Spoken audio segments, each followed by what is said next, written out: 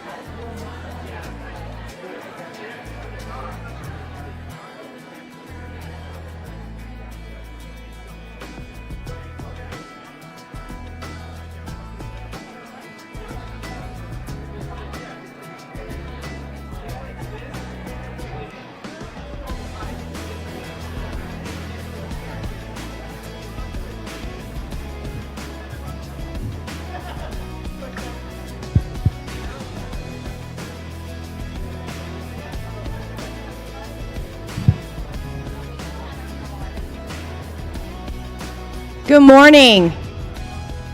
It is 9:30, so we're going to go ahead and get started. It's a pleasure to welcome you to the 2019 Legislative Roadshow. Thank you for being here and all that you do to support our schools and students to achieve. It's hard to believe that this is the 5th time that I've been honored to welcome you to the Roadshow. Time flies when you're having fun, doesn't it? As you've heard me say many, many times before, as a career educator, I've been a classroom teacher, a vice principal, a district federal programs director, and I've walked in your shoes. I know firsthand that Idaho's teachers, administrators, and school staff are totally committed to see each and every one of our students succeed. And I know how hard you work, and I know that your professionalism and dedication, along with all the educators and the staff and community members in your district, get great outcomes for your kids. So with that, I've had some information scrolling on the screen as you've walked in, and I want to see how many of you were paying attention. So we're going to have a little bit of fun for the next few minutes. It's time to play a little Family Feud, Idaho style. So I've asked my two deputies, Peter McPherson and Tim McMurtry, to come up and show you how this is going to work.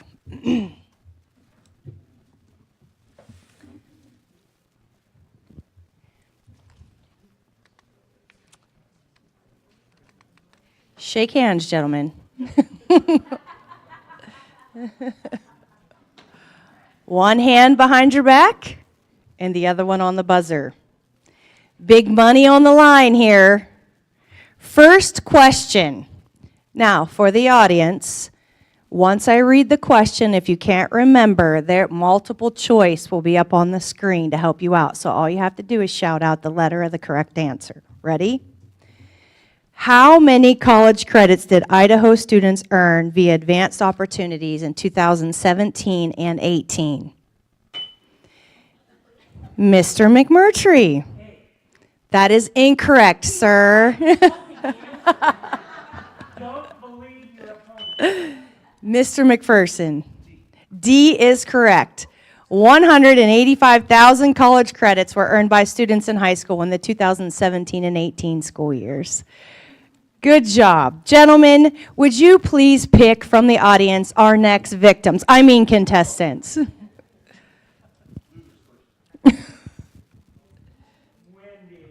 come on up. Come on up, Wendy.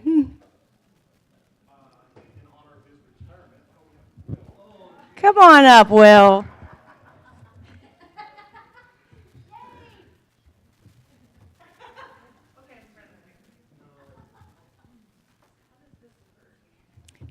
Shake hands. One hand behind your back. The other one, get ready to push the buzzer. That one. Don't push it. It'll scare you. Okay, I know who you are, but just for the audience, let them know what district you're from. Kuna School District. Weezer. Kuna versus Weezer. Here we go. What is Idaho's national ranking for the percentage of students taking dual credit courses? Wendy. A is correct. Idaho is 3rd in the nation for the percentage of high school students enrolled in dual credit courses, and you have just won your district $100,000. All right. Please pick our next victims. You two get to pick the next contestants. Come on up, Teresa.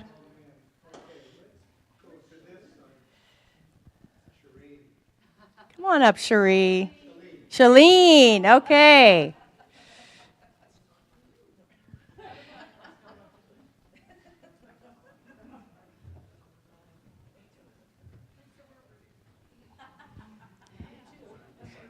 Shalene and Teresa, I know which district you're from. Could you let the audience know your district? Caldwell. Fruitland. Caldwell versus Fruitland. Ladies, one hand behind your back. Are you ready? How much did students save on college tuition via dual credit enrollment in 2017 and 18? Shalene? You are correct. We estimate that students who participated in dual credit saved $55 million in college tuition costs. Shalene, you have earned your district $100,000. Yes, thank you. You two get to pick the next contestants.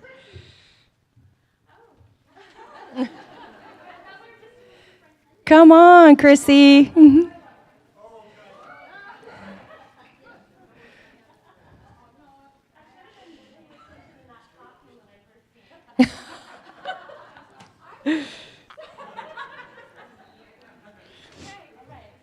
Okay. Tell them. Okay, now you're not a superintendent, but that's okay. Tell them where you're from, Chrissy. I am. Does everyone already know where I'm from? Okay, but I'll still tell them. I'm from the Idaho School Boards Association. Woohoo! Yes, that's your signature. I'm from Weiser. Weiser. All right. Ladies, one hand behind your back, and here we go.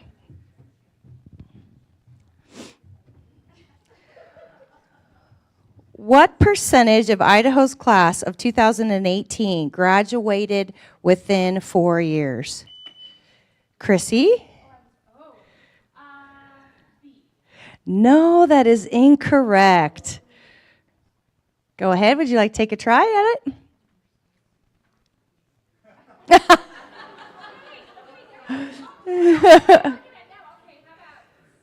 No, I'm sorry. That is incorrect. Anybody from the audience want to give it a shot? D is correct. Our statewide graduation rate was 80.65%, continuing a steady, positive, upward trend. But ladies, you do get to pick our next players. One more question.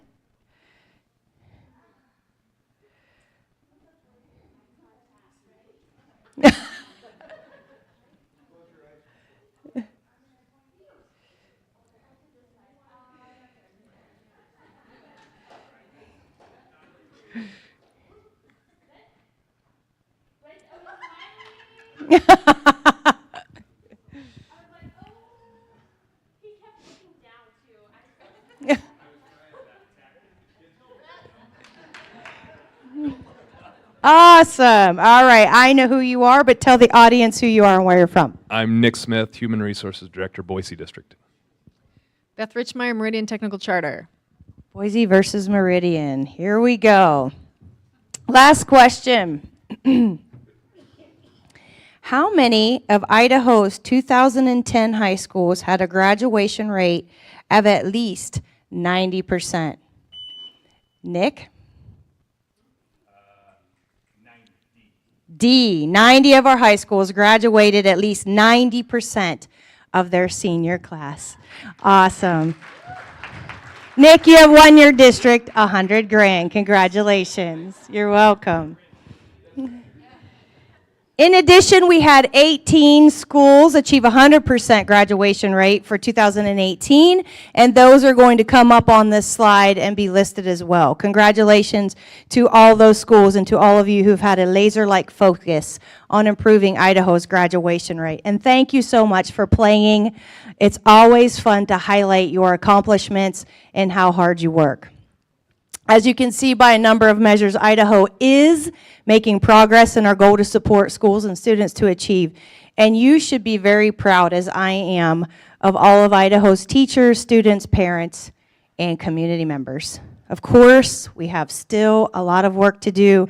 There are many areas for improvement, but we are clearly on an upward trajectory, thanks in a large part to the hard work that you do, boots on the ground.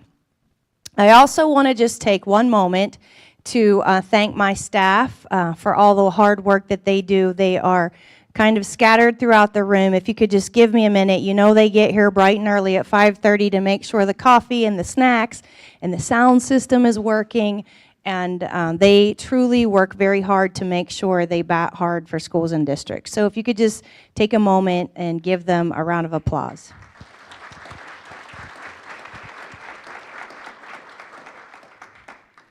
From my vantage point, the commitment to education shared by Idaho and educators, the legislature, and the governor's office means that it's very all of our students. And when I talk to my partner statement on how Ben would work together, stakeholder, the leader, and the consensus policy issues, continue new investments in our school. And I believe it's because we should make sure our kids the best education we can give them. Because we create a more positive and supportive culture for all our educators and our kids. For example, this year, for this year, the Idaho legislature appropriated more than $100 million, $120 million to be more specific and new money to support you and your students. This was a 6.3% increase over school 2018 and bring K through public funding $1.9 billion.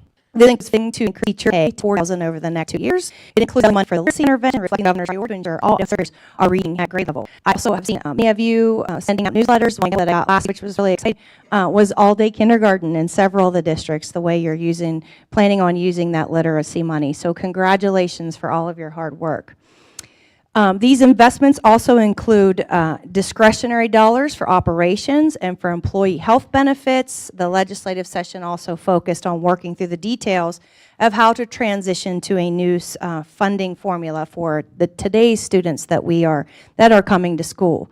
I appreciate that many of you followed the developments on the legislative session as it progressed and took the time to participate in the process, either by communicating with legislators via email or by phone, or by attending and testifying yourselves in person.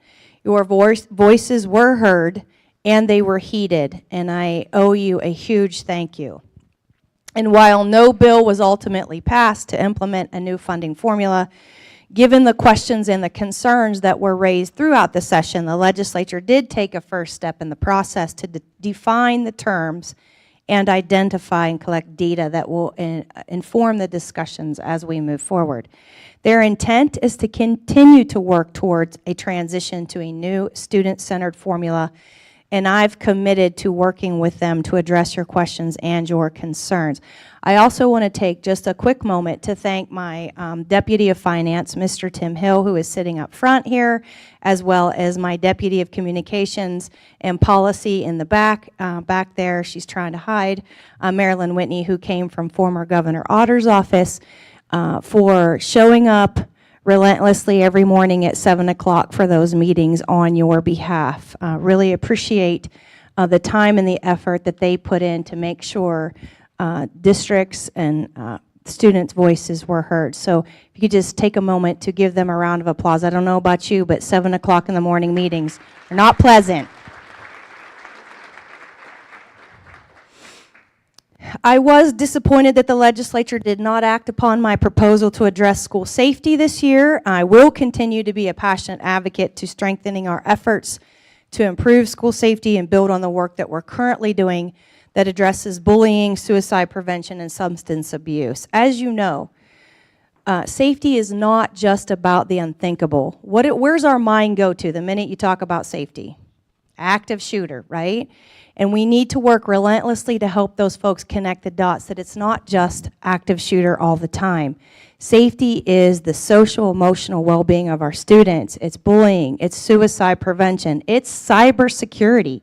It's all of those things, and we need to help legislators connect the dots on those issues. The other conversation that is national is trauma-informed teaching as well. As you know, many of our students are dealing with serious social and emotional issues as they're coming to school, and staff aren't often prepared to identify and address those issues. And as I've traveled the state, I've made sure to let everybody know, you are doing everything you can with the resources that you have to keep our students safe. It doesn't mean that that stops.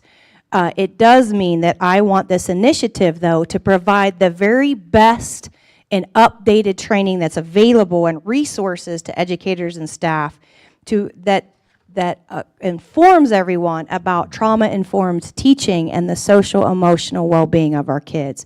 So to facilitate a continued conversation around school safety, my staff and I are working with our partners at the Office of School Safety and Security, the Department of Health and Welfare, the Office of Drug Policy and law enforcement agencies, as well as, you know, my husband's a law enforcement officer. We're working with other stakeholder groups as well, including IASA, or the Idaho Association of School Administrators, to organize a safety symposium. This will be an important convening to share questions, concerns, and ideas on how together we can keep Idaho students safe, and it'll help policymakers, again, connect the dots between safety and the social and emotional needs of our students. That has been scheduled for October. It will be in conjunction with our FACE conference, our Family and Community Engagement Conference. We are having Elizabeth Smart come and speak to us about child safety, and we will do the safety symposium in conjunction with that. So I hope to see you all there. It should be very interesting. While this year has been one of change with a new governor and many new legislators, what hasn't changed is the focus on education being the top priority. In the coming weeks, we expect to hear more about the governor's task force. Our Kids, Idaho's Future is the name of it. And I've committed that I will support and participate in those conversations about how to continue to improve education in Idaho. Our work is never done, and I'm preaching to the choir here. You know this. There's always a new school year. There's always a new student roster. There's always a new budget. There's always a new assessment. There's always a new initiative, although you told me, easy on the initiative, Superintendent. No new initiatives until we get all this other stuff under our belts and down pat. So we've worked very hard on that. A new legislative session, but I know that you will all take it in stride with pride. You will stay positive and you will work hard and make good things happen for Idaho kids, as witnessed during our Idaho Family Feud game. I'm proud to be your advocate and to support you and all your students and all the work that you do. So thanks for being here. Thanks for all of your hard work. And I will now hand the show over to who I affectionately call Mr. Moneybags, or Mr. Tim Hill, my Deputy of Finance, who I believe is going to hand it over to Julie. So with that, Tim, the floor is yours.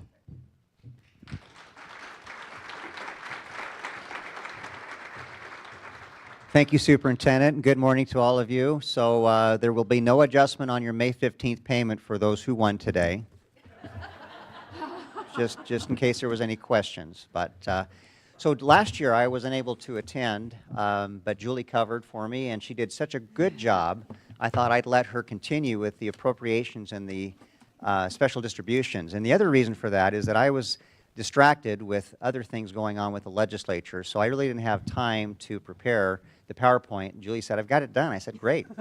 So it's all hers. She's going to cover that in the first hour. In the second hour or so, I'm going to cover House Bill 293, the definitions bill. So with that, I'm going to go ahead and turn it over to Julie. Thank you. Thank you. So my name's Julie Oberle, and I work in school finance with Tim and a great group of people. But what he didn't tell you was I was worried he was going to have me do House Bill 293, so I rushed through getting this presentation ready. So for the next hour or so, I'm going to go through what's going to feel like excruciating detail for the non-business managers and maybe even some of the business managers. I'm going to go through the public school appropriation bills that are covered in House Bills 219 through 223, as well as a few other bills. We are not going to look at House Bill 224, which is for the Division of Central Services, which includes dollars spent by the department on your behalf, or House Bill 225, which is for the Idaho Educational Services for the Deaf and the Blind. The five we will be covering determine the fiscal year 2020 funding that we will be sending to you. The second part of my presentation will be covering the budget guidelines for the over $220 million in special distributions for fiscal year 2020. And for all of you that have laptops or pads or really nice smartphones, the presentations are available on the school finance website. If you go and you look under the budget forms, and I'll go over that later, which will be too late, you'll find a copy of my presentation, but if you also can go to the State Department of Education website, go to events, and work your way to the post-legislative workshops.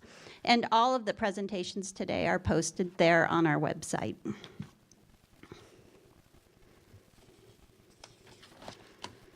All right, this is a look at the current year, fiscal year 2019, and the fiscal year 2020 public school appropriations.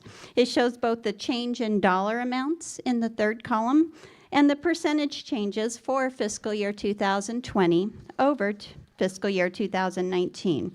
Remember, this excludes the appropriation, the almost, about $11 million for the Idaho Educational Services for the Deaf and the Blind, but it does include the $3.8 million that was included in a supplemental appropriation via House Bill 286.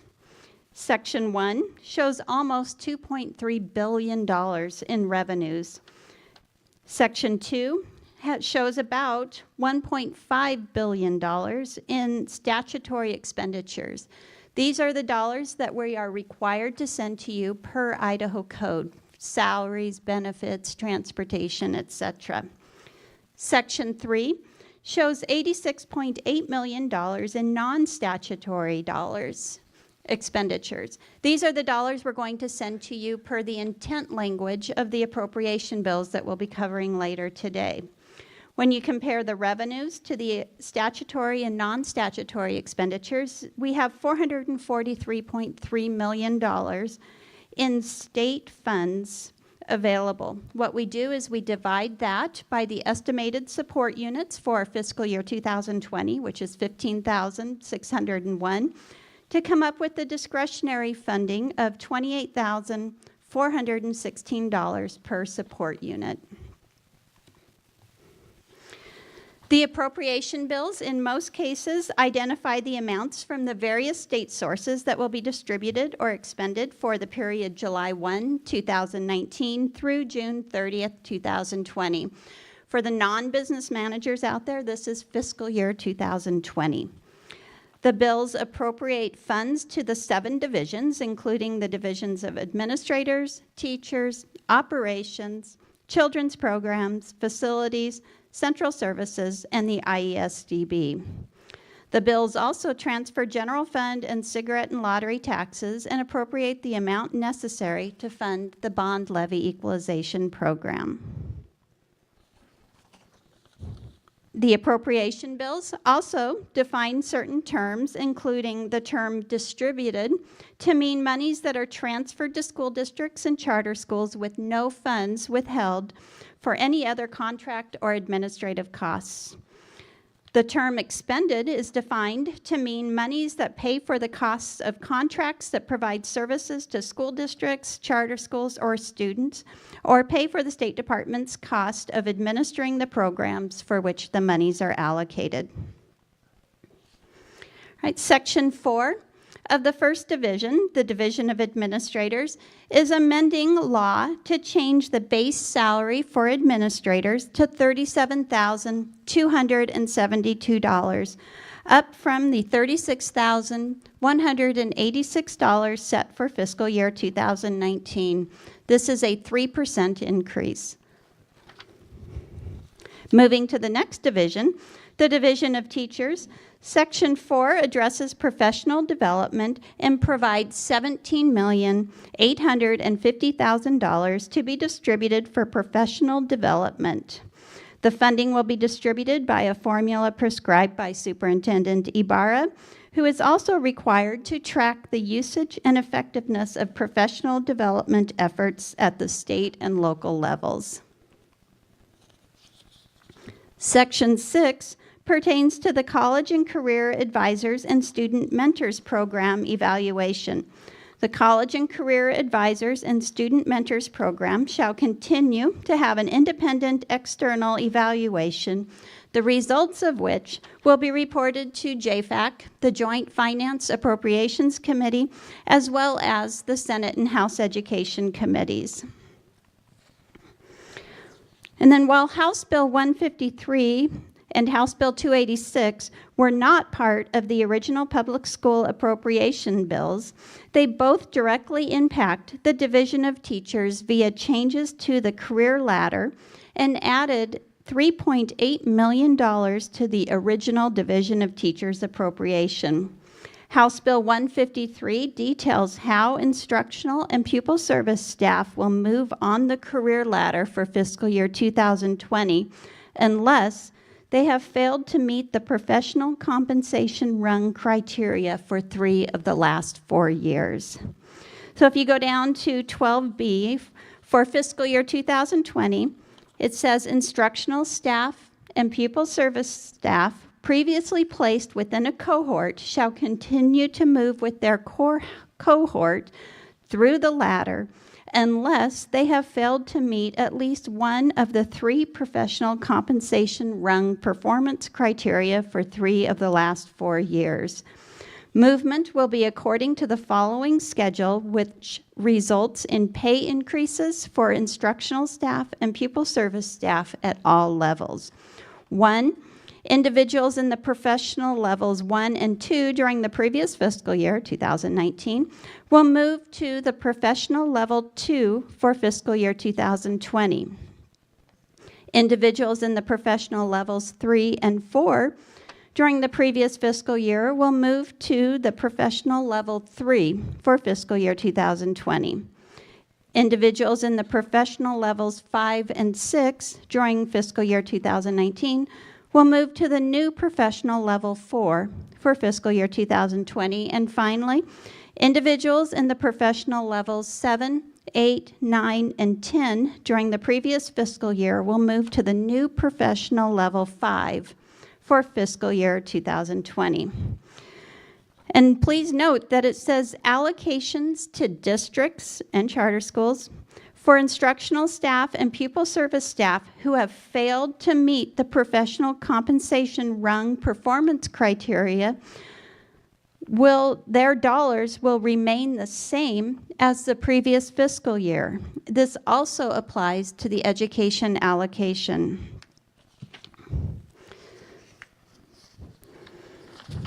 House Bill 153 also increased the dollar amounts for the residency beyond what was included in the original Career Ladder Implementation Plan. For fiscal year 2020, the residency cell will now be $38,500 instead of the originally planned $37,000. Cell 2 for residency will be $39,000 instead of the $38,000, and residency cell 3 will move to $39,500, up from the $39,000. The professional cells remain as originally planned in Idaho Code 331004B for the 5th year of implementing the career ladder.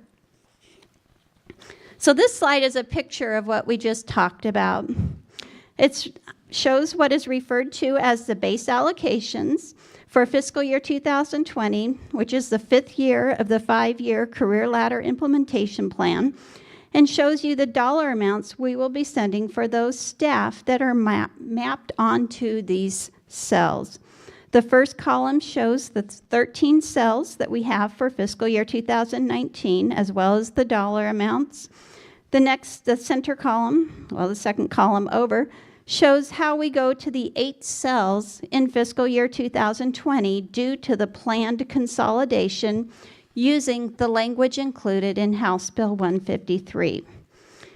You can see in the fiscal year 2020 column how the fiscal year 19 placements advance.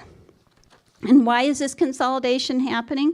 The consolidation was always planned for year 5. House Bill 153 simply clarifies the language detailing how the consolidation was intended. Down at the bottom, you can see the education allocations. You will also receive these for qualifying staff.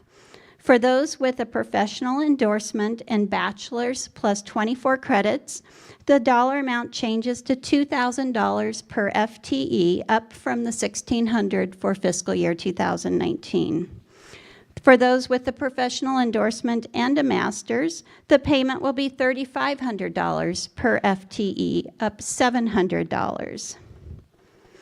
The dollar amounts for the residency and professional rungs and the education allocations have been built into the fiscal year 2020 budget worksheets available on the school finance website. House Bill 286 appropriates an additional $3.8 million to the Division of Teachers to fund the increased dollar amounts for the 3 residency cells that we just talked about. And we know that when you hire staff from another public school within Idaho, that it would be helpful to know their current placement in the career ladder. And I'm going to mention this. I know Lisa Cologne's going to talk about it this afternoon, as well as Chris Campbell, but in case some of you might leave at lunch, I wanted to mention that we've modified the existing certification lookup tool. It's been enhanced to include the most current career ladder placement available.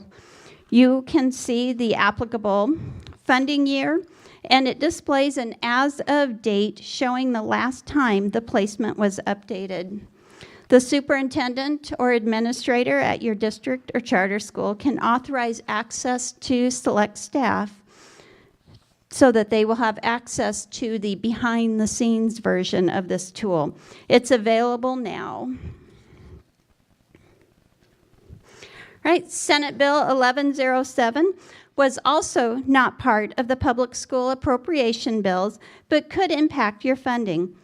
Senate Bill 1107 removes the sunset clause for student mobility so that schools will continue to receive salary-based apportionment based on adjusted midterm support units if the best 28-week support units are at least 3% greater than the midterm support units. This is going to maybe impact about 9 or 10 school districts and charter schools. The third division we'll be talking about today is the Division of Operations. Similar to Section 4 of the Division of Administrators, Section 4 of this division amends Idaho statute, increasing the classified base salary to $22,315, a 3% increase from the $21,665 for fiscal year 2019.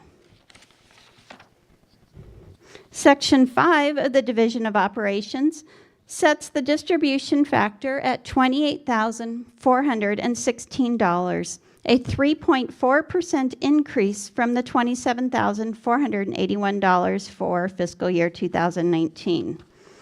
And you'll notice that the language says it is estimated that the distribution factor will be $28,416.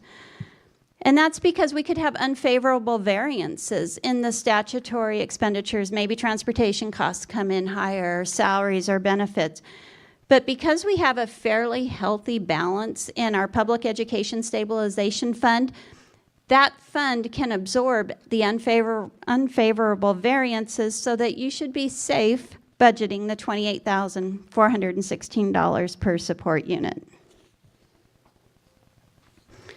Section 5 goes on to say that the $28,416 is further divided into two distributions, $16,226 per support unit to be used at the discretion of the school, and $12,190 per support unit to be used to offset the employer costs of health, vision, and dental insurance offered to its employees.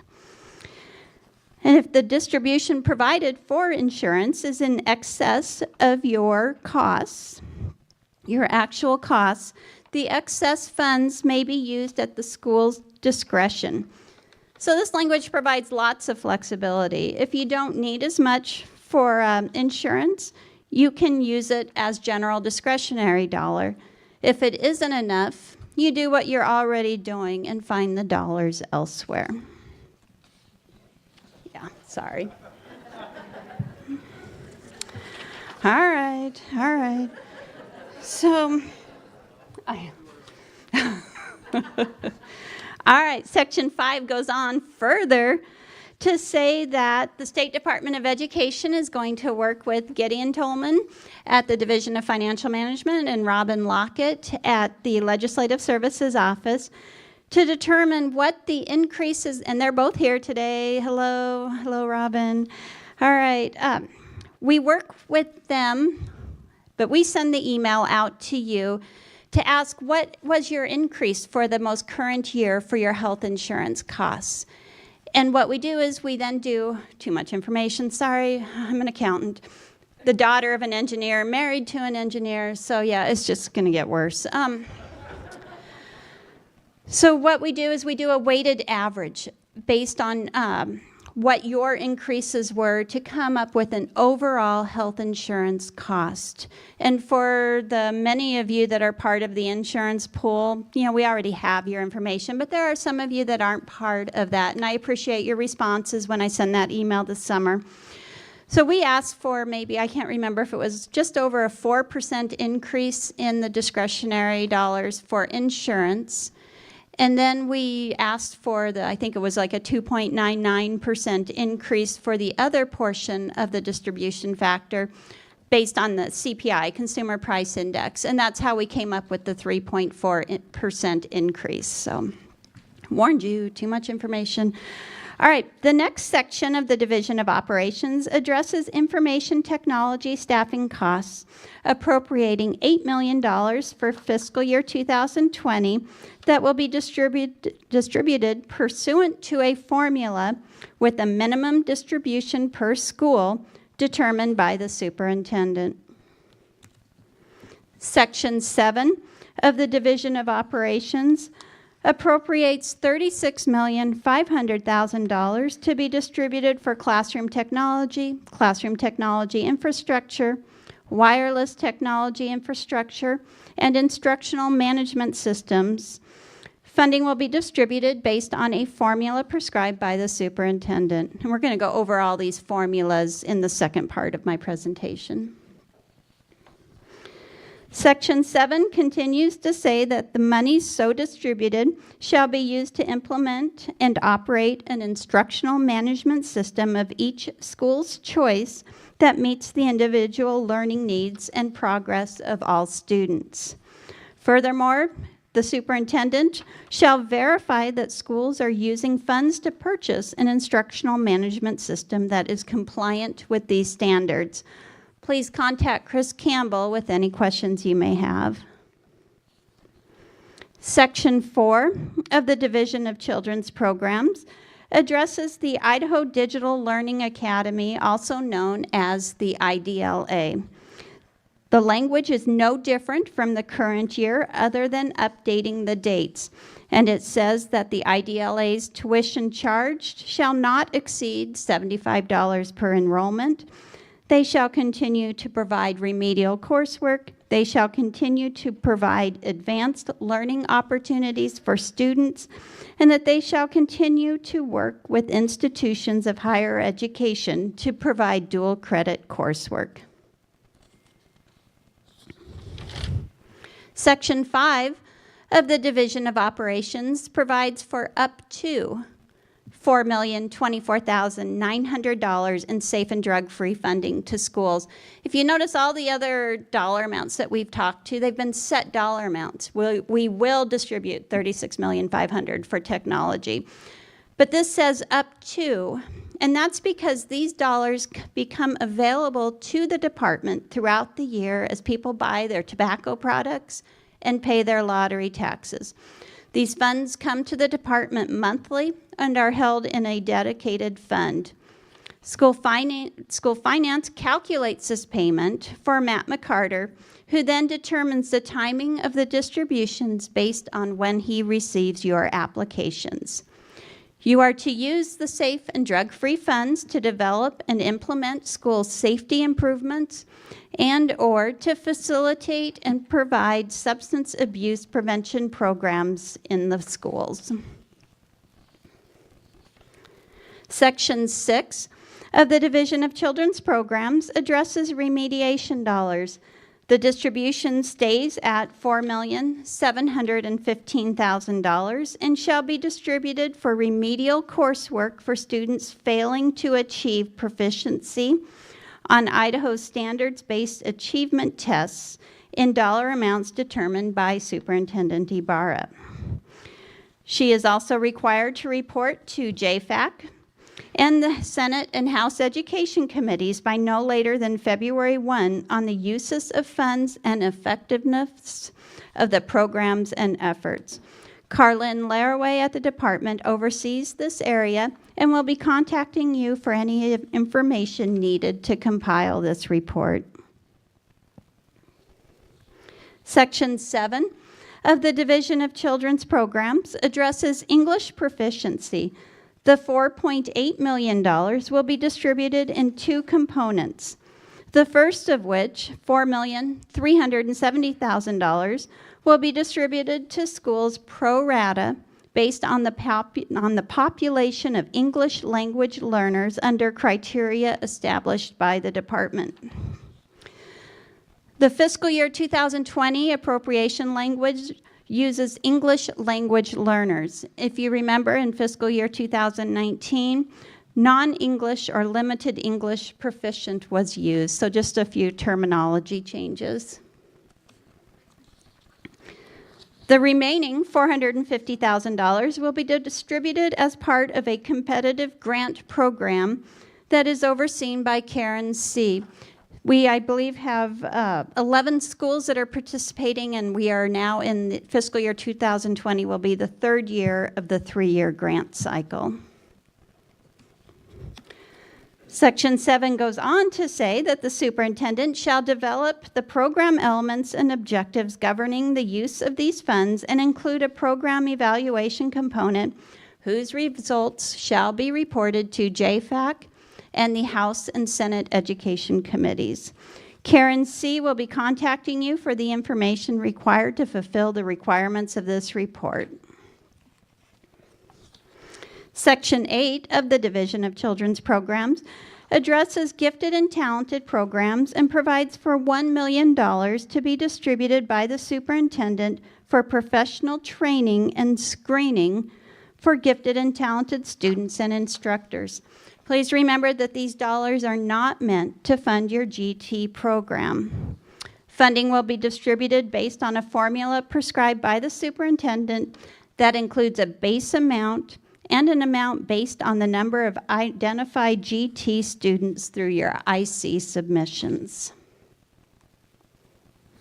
Section 9 of the Division of Children's Programs appropriates $1,600,000 for content and curriculum to be distributed by the superintendent to school districts and charter schools to purchase digital content and curricula of their choice. The funding will be based on a formula prescribed by the superintendent that includes a base amount and an amount based on the number of midterm support units.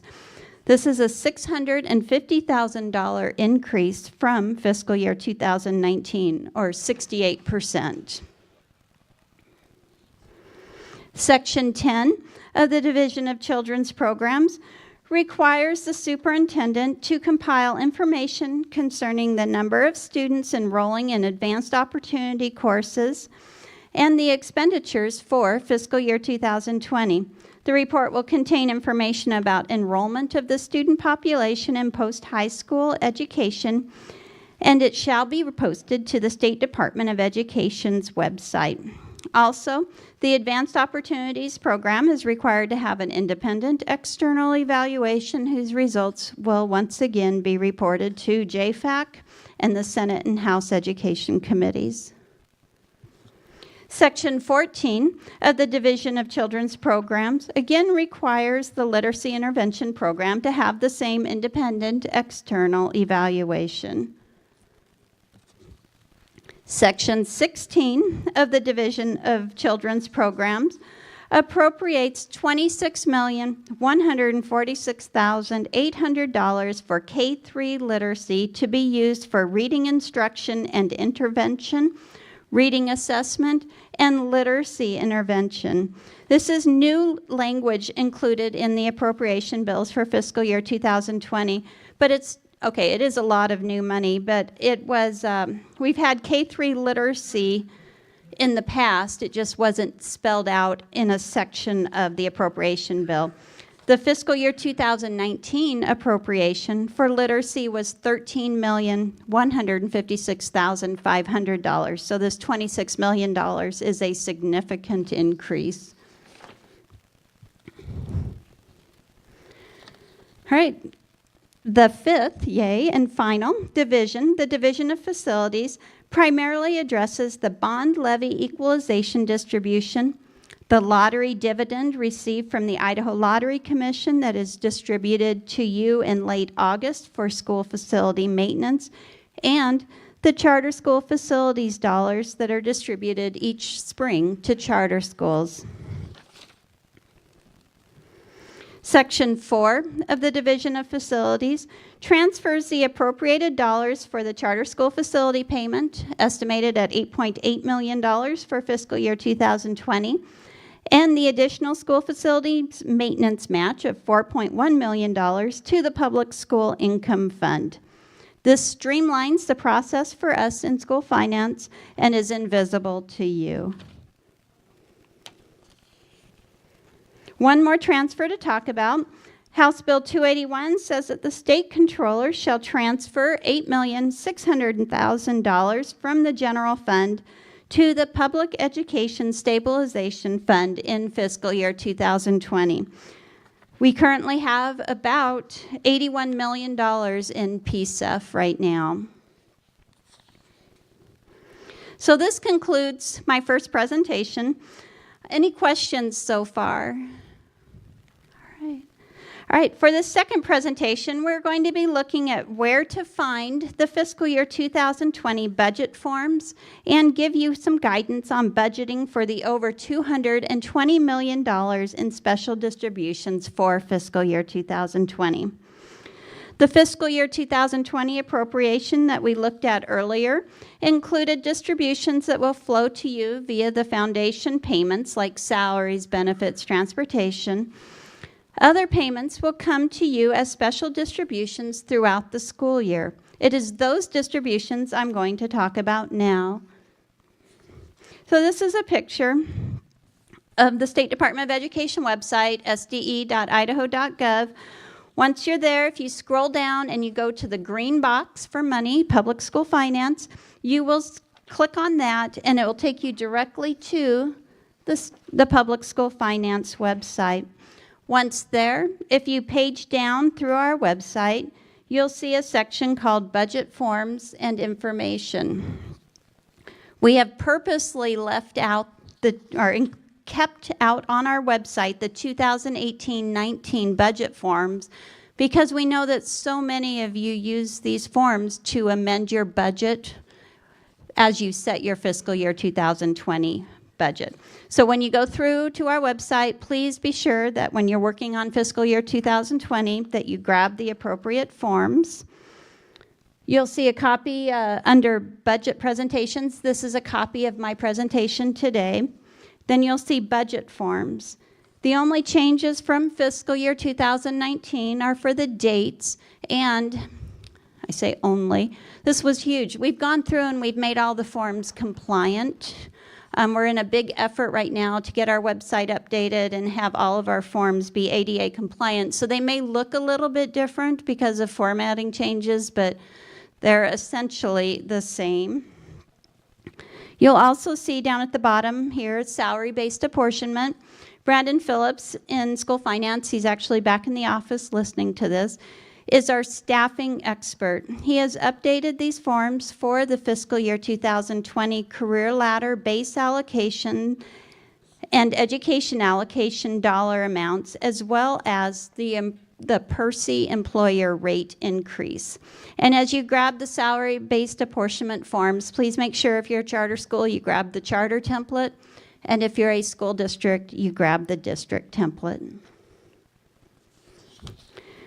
The next section with the budget, in the budgeting section, is supporting documents and forms. And you'll find all kinds of forms that we've provided in the hopes of helping you with your budget. You'll see a copy of the fiscal year 2020 appropriations bill that I've been flashing up on the screen. You'll see the fiscal year 2020 special distributions and the fiscal year 2020 special distributions with coding suggestions. This is my second favorite document at the department, so you don't have to ask. The first is the data acquisition calendar, which gives you a month-by-month summary. But I've always said on the special distributions that I would laminate it if I could. My coworkers can. So now I have laminated copies. It's in alphabetical order. And if you go to the form that says with coding suggestions, it tells you that when you receive literacy proficiency, to code it to general Fund 100, 431, 900. When you receive technology money, code it to Fund 245, revenue code 431, 900. So it's a really helpful tool. I use it all throughout the year as I get phone calls and emails asking how to code the dollars. So, okay. We also have available on this website the other state funding line or form, and this helps you calculate the amount of dollars that you will receive on line 6 of your foundation program calculation worksheet, and we'll talk about that again in a few minutes. Lastly, you'll see summary of revisions. And if you go out and look at that on our website, that says none right now because people were thinking it was a broken link. But as you work through these forms, if you find we blew it and missed updating a date or a formula doesn't look quite right, please let us know as soon as possible. And then what we'll do is we'll immediately correct the form. And then on this summary of revisions form, we will put what form we changed, what changed, and the date. So that maybe if you grabbed an earlier version when you wrap up your budget, just go check out this summary of revisions to make sure that nothing has changed. And then finally, we have units. Pam Brewer, who is here today, thank you, is our attendance expert and works on these support unit calculation forms. Just like the salary-based apportionment forms, there is a template specifically for school districts and one specific to charter schools. All right, so now we're going to talk about the $220 million in special distributions that we send to you. And as you look at the special distributions forms that we're going to talk about, we're going to go through each one. They're alphabetical. They end with T, so you don't have to look ahead. We include on there how to budget for fiscal year 2020. And we also include the contact person at the department. If you call and ask us in school finance what the allowable uses are for many of these, we aren't going to know. And so that's why, like on the advanced opportunities, we say contact Matt McCarter if you have questions. So we're going to give you the email and the phone number of the person who really knows the answers. So beginning with advanced opportunities, $18 million was appropriated for fiscal year 2020, and it's paid out in two components. The first is the Fast Forward program, which is funding to pay for overload courses, dual credit courses, college bearing exams, or professional technical exams.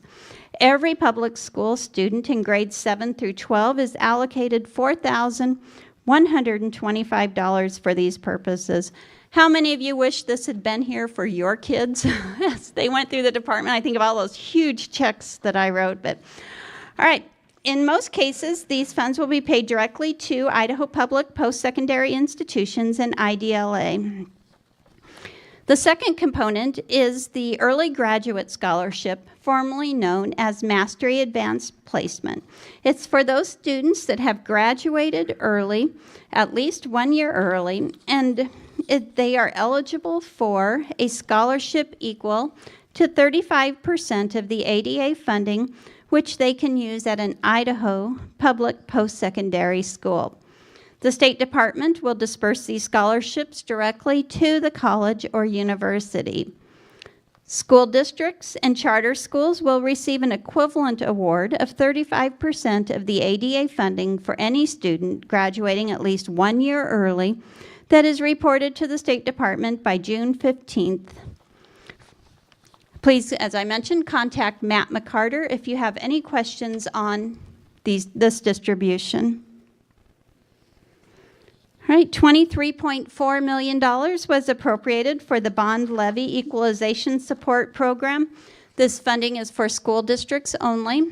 If you pass a bond, please be sure you send us a copy of your repayment schedule. You only need to do this once unless you refinance. As soon as you refinance and have your final revised repayment schedule, please send that to the attention of Tim at the State Department.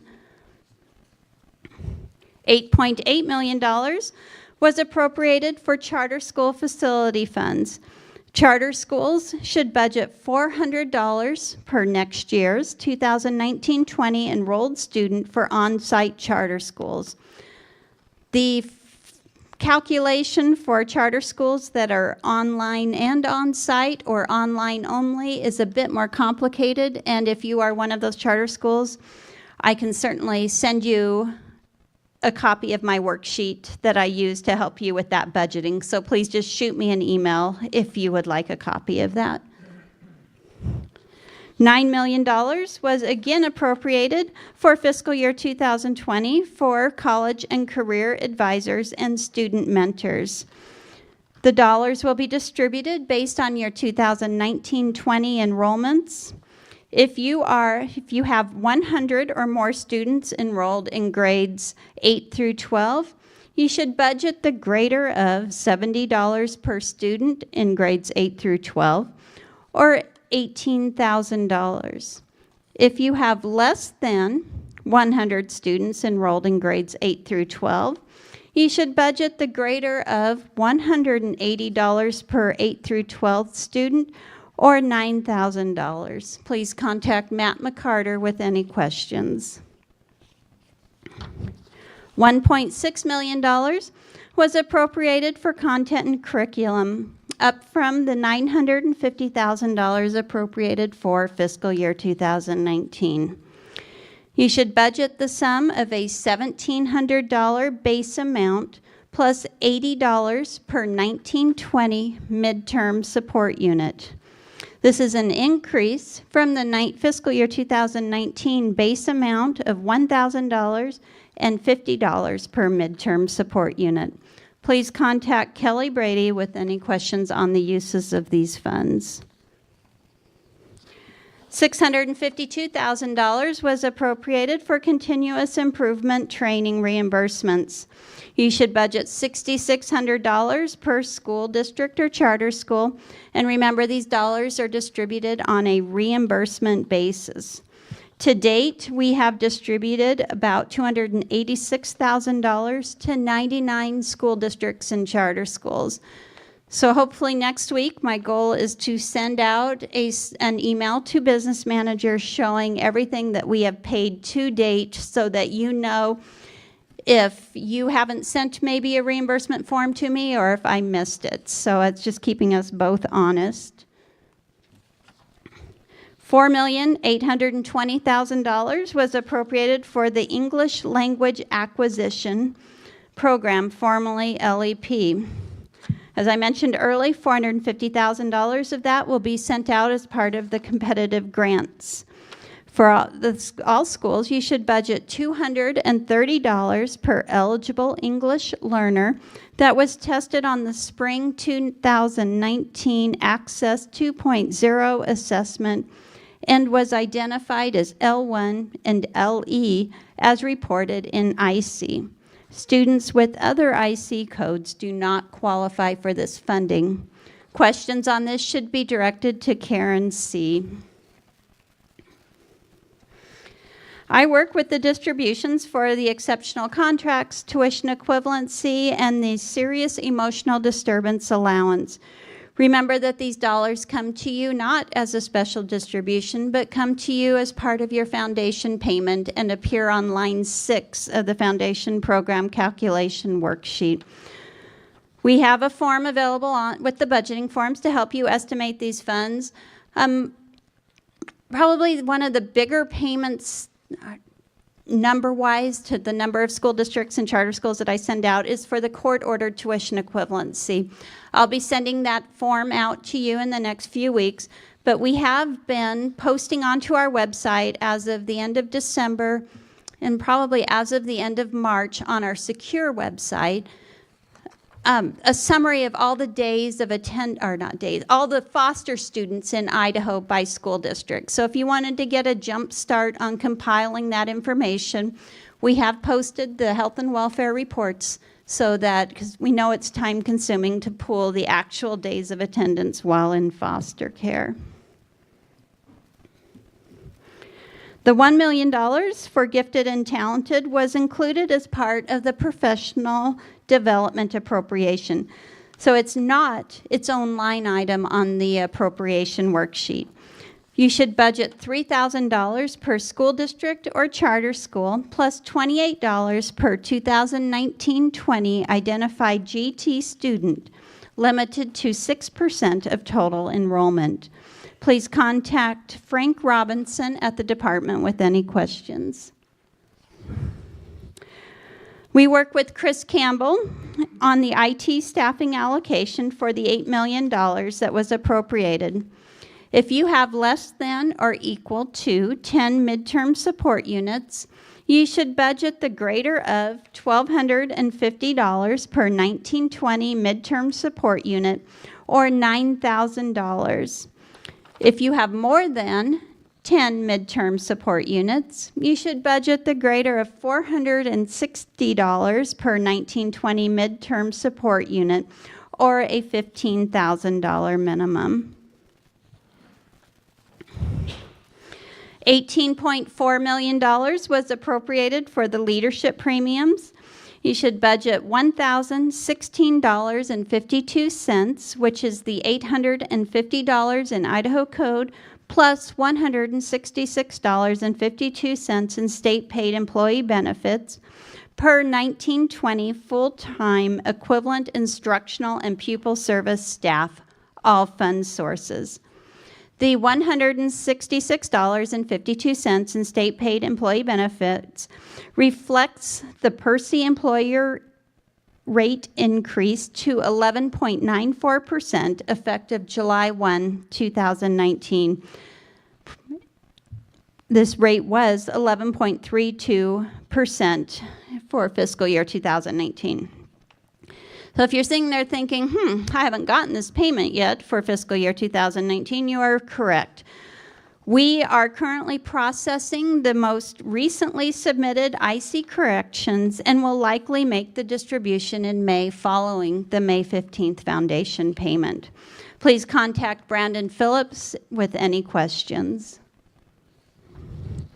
$26,146,800 was appropriated for fiscal year 2020 for literacy proficiency, up from the $12.99 million appropriated in fiscal year 2019. You should budget $675 per average number of students in K through grade 3 who scored basic or below basic on the fall statewide reading assessment in the prior 3 years. This amount was $350 for fiscal year 2019. Please contact Carlin Laraway with any questions. A new distribution for fiscal year 2020 with $7,175,400 appropriated is for master educator premiums. You should budget $4,783.60 per eligible instructional and pupil service staff. Please note these dollars will be passed directly on by you to the eligible individual. We will be working closely with the State Board of Education on this distribution. The State Board is responsible for reviewing and approving the applications. Once the State Board provides school finance with the list of approved applicants, we will make that distribution. Please contact the State Board of Education or Brandon Phillips with any questions. All right, $6.6 million was appropriated for the math and science requirement, up from the $5.9 million appropriated for fiscal year 2019. Like all distributions, we distribute these dollars based on the requirements of Idaho Code or the intent language in the appropriation. Please be very, very careful when budgeting for these dollars if you are near a funding cap. For example, if your enrollment for high school has been under 99, but you have a few new families move in with high school students and you grow to 100 or more enrollment, your funding drops significantly from the $33,100 you may have received in the prior year to $2,900. So I'm just going to really caution you as you budget for these dollars. If you're anywhere near a cap, prepare for a possibly lower payment. Happy to say that Tim Hill, and not me, is the contact for this payment. Yeah. All right. The appropriation remains at $90,000 for fiscal year 2020 for the National Board for Professional Teaching Standards. You should budget $2,391.80 per eligible instructional staff. Don't assume you have eligible staff. We only paid 17 teachers at 11 school districts these dollars for fiscal year 2019. So it's more the exception to get these funds than the norm.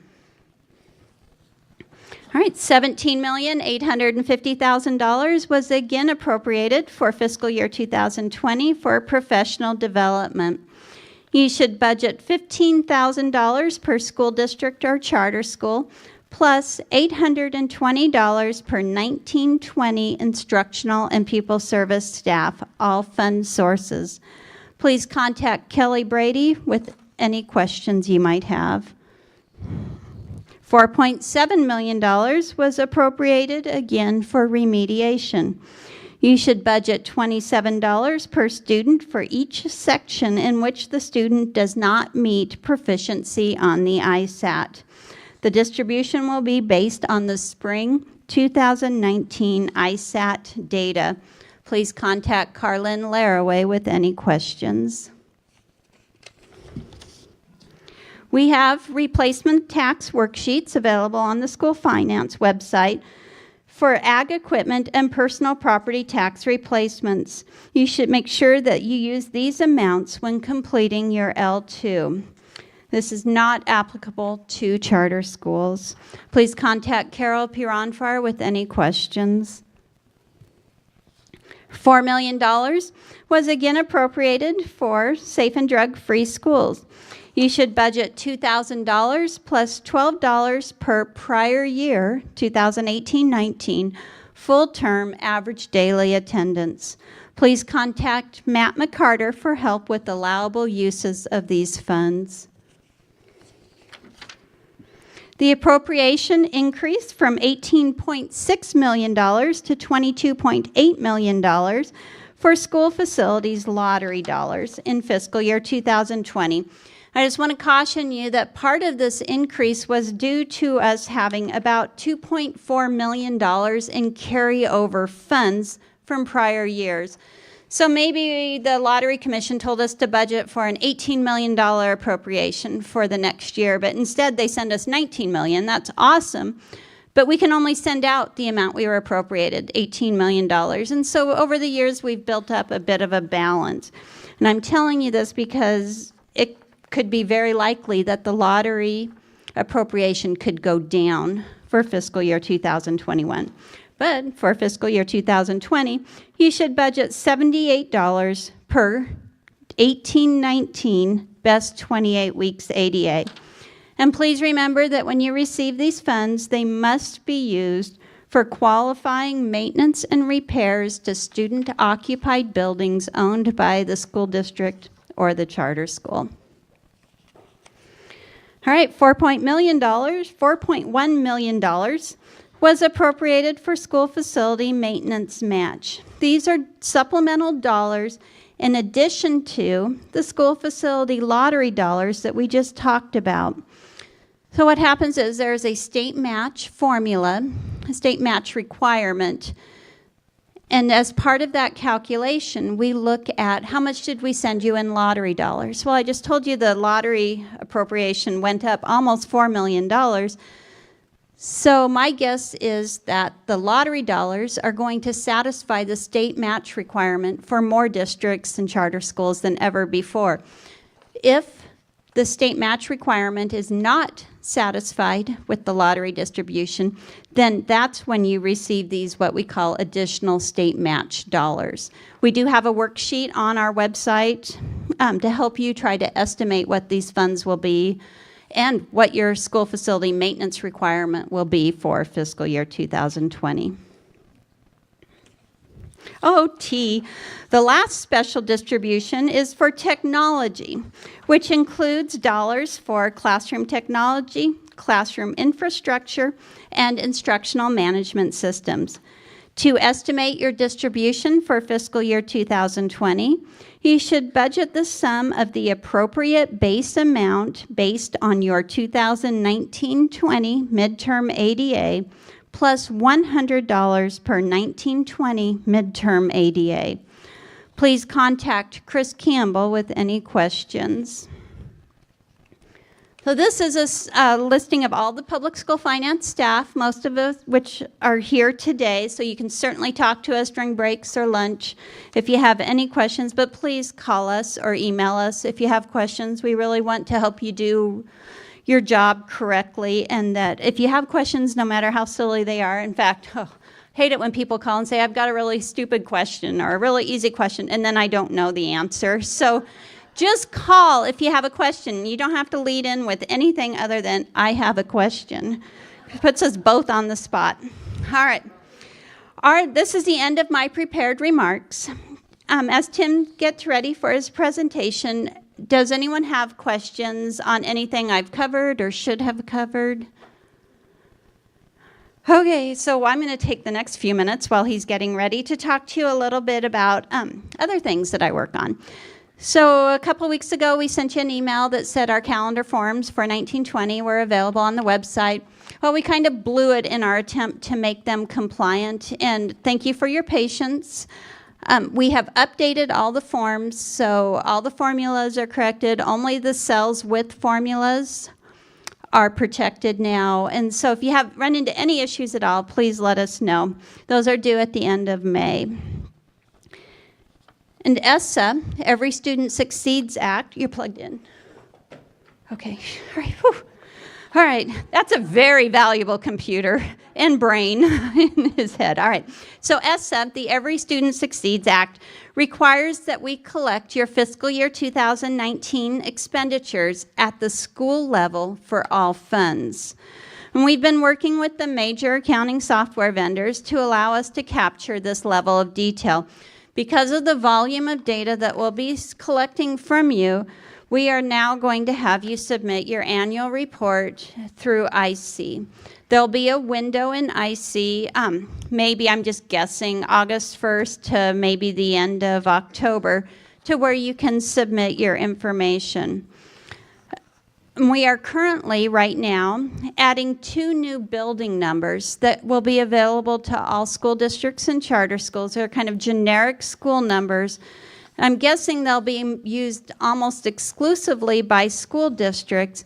And I think I just sent an email out last Monday on that, and their building numbers are like 9996. And that's to be used by people like Nampa School District. They have 2 fairly large charter schools. Well, in school finance, we send you all the money for your school district, and we send the charter school their money.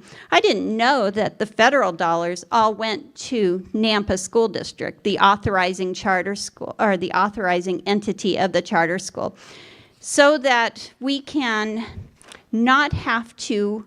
So when we send they send the federal dollars to Nampa, they then pass those dollars on to the charter school. Well, we don't want those dollars to show up as expenditures under Nampa. So Randy would use 9996 as the location or building number to code those dollars so that we can exclude them and only report them at the charter school. And then we also know that there are school districts that maybe have private schools that they spend federal dollars on behalf of or pass dollars on to. So we've created a generic building number 9997 for that. And that could also be used by if we have any border contract school districts where maybe you're sending kids out of state.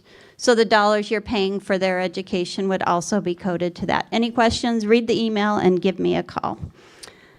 So, indirect cost rates, and then I'll let Tim have the podium, but everyone who has requested an indirect cost rate for fiscal year 2020 should have it. If you don't have it, then that means I missed your email, and I apologize. If you would please resend it. And then any questions? All right, thank you guys.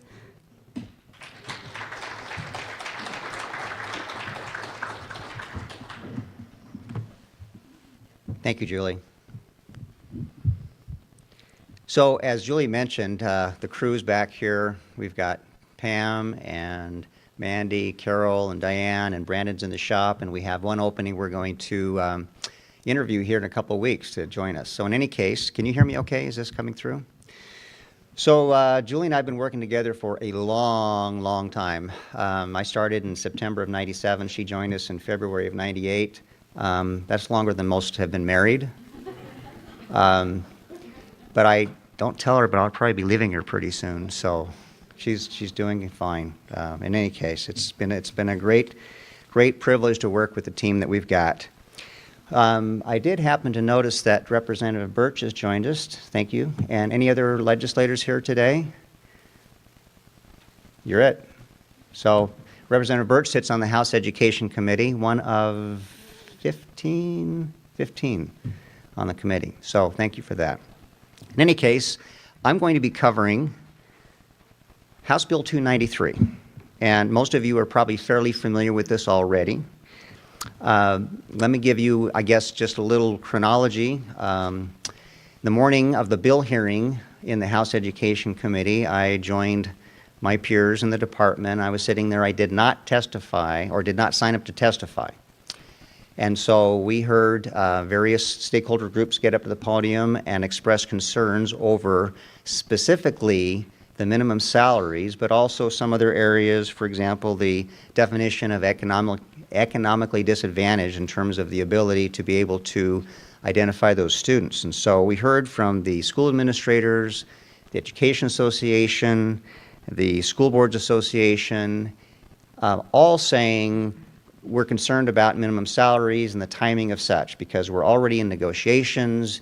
And so then we heard from, is Tracy here from State Board? I don't want to pick on her, but Ms. Bent got up from the State Board and said she didn't believe that Section 17 of that bill required minimums. And so someone sitting next to me elbowed me and said, get up the podium. So Representative Klaus said, anybody else wanting to testify? And so I boldly got up there, you know, and where I'm at in my career, I don't have to be as shy as I used to be.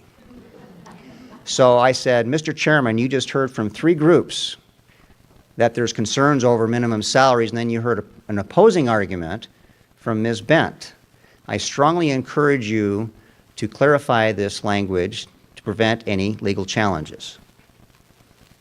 So I'm seeing a nod from Quinn. So that's, I think if you go listen to the audio, you probably won't, but you could if you wanted to. You would hear pretty much that. So regardless, we ended up with testimony from other legislators that said also that it's not our intent, and I have a letter to show you, that you need to pay those minimums for the professional endorsement. So let's begin.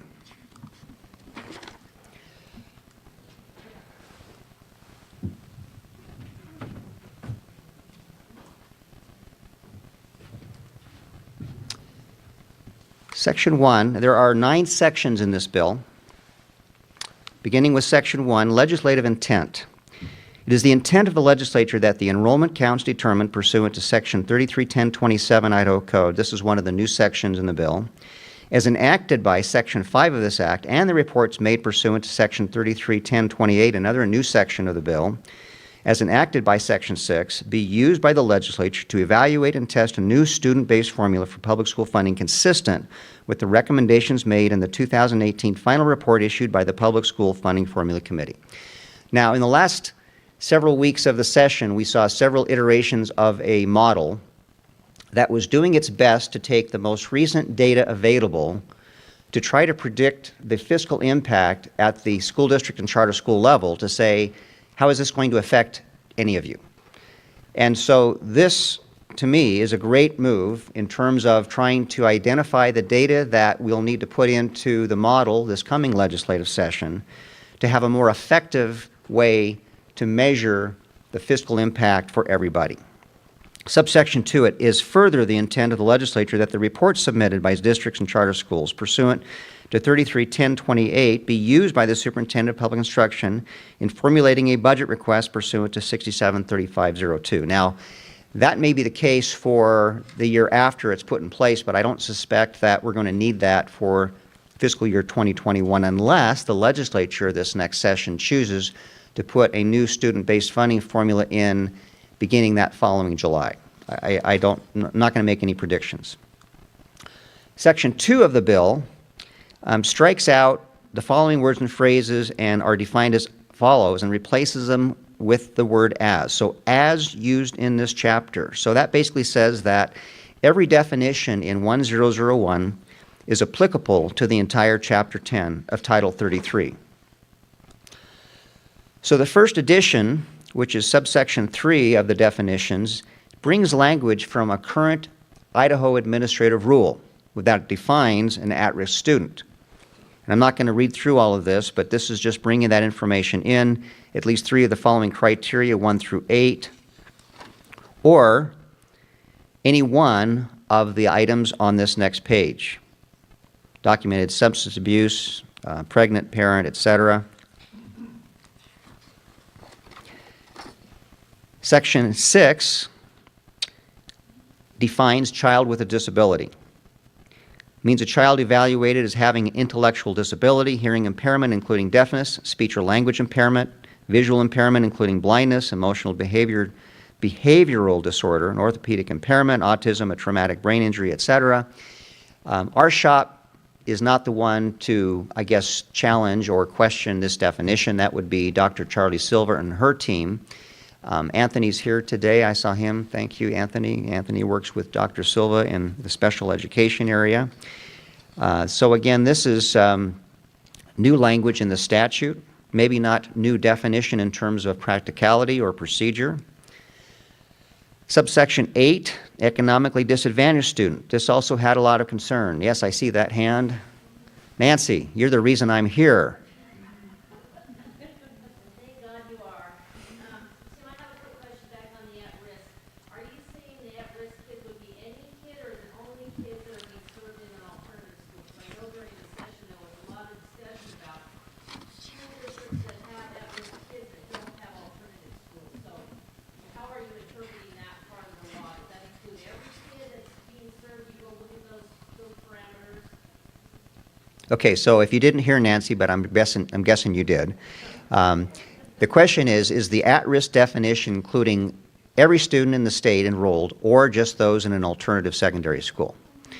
Well, I would say that probably both in the fact that the definition does not necessarily tie to any of our sections of law that deal with funding an alternative school.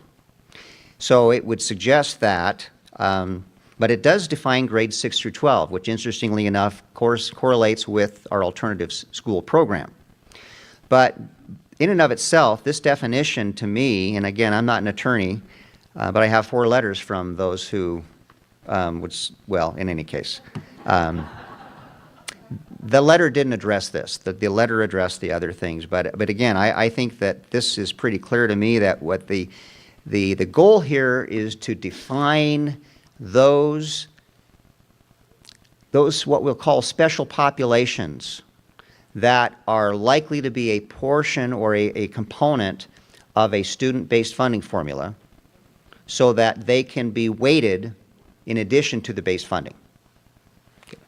So since Nancy raised her hand, I got to tell you the quick story, because not all of you have heard this story. Many of you have, and I'm sorry. But prior to 1997, I'd spent 20 years at a bank, and I was displaced because we got bought out by a bank in Portland, didn't want to move to Portland, so I'm sitting up at Cascade, and I opened the paper. That's when you could find a job in a paper, by the way. And it said finance manager, Meridian School District. Well, unbeknownst to me, Nancy and one of her peers, Evie Kyler, were at the State Department prior to that. And I remember sitting in the office of the West Data School District, waiting for my interview, and out comes Evie. Unbeknownst to me, I'm thinking, gee, I wonder how her interview went. It went really well. She got the offer. But the late and great Bob Haley called me up and said, Tim, you did a great job in the interview. We were really interested in you, but we found someone with school finance experience. But I'm aware of an opening over at the Boise School District, and I encourage you to apply. And I did. And I had a really good feeling about that one, too. And unbeknownst to me, Nancy got that job. So I got what was left. I got the job at the state that Evie and Nancy left, and which I'm no regrets. It was a great job, but now you know why I'm here and she's there. All right, moving on.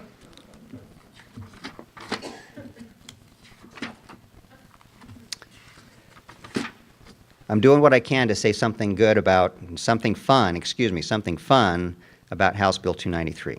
I'm not being judgmental here. So, Section 8, and again, addresses the biggest concern, as I recall, was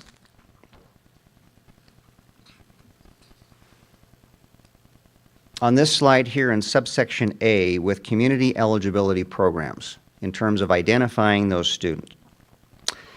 Now, I know that the rule process that we're going to talk about here pretty soon is really focused on defining enrollment, but I am hopeful that we will also be able to, I guess, dive into some of these other definitions as they need to assist you as you report this information this next fall, to be able to accurately reflect those numbers, because what we want to end up with is good data to go into a model next session.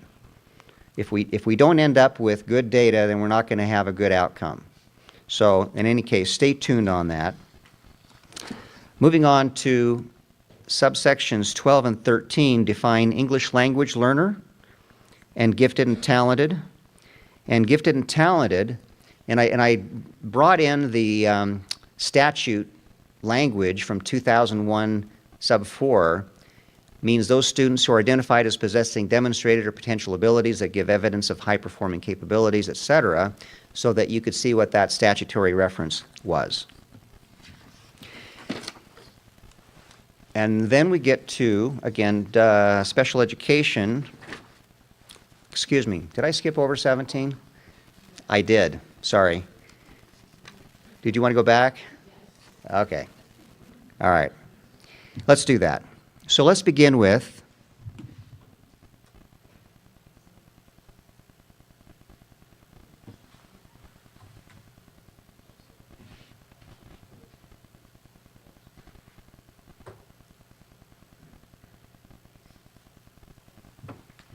let me begin with the superintendent's.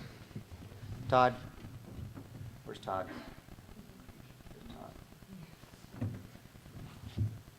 You're not seeing on your screen what I'm seeing on my screen.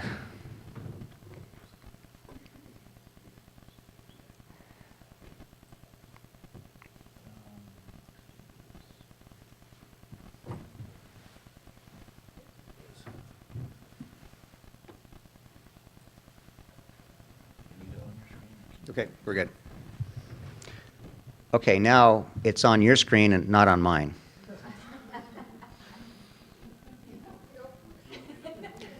Can we have both?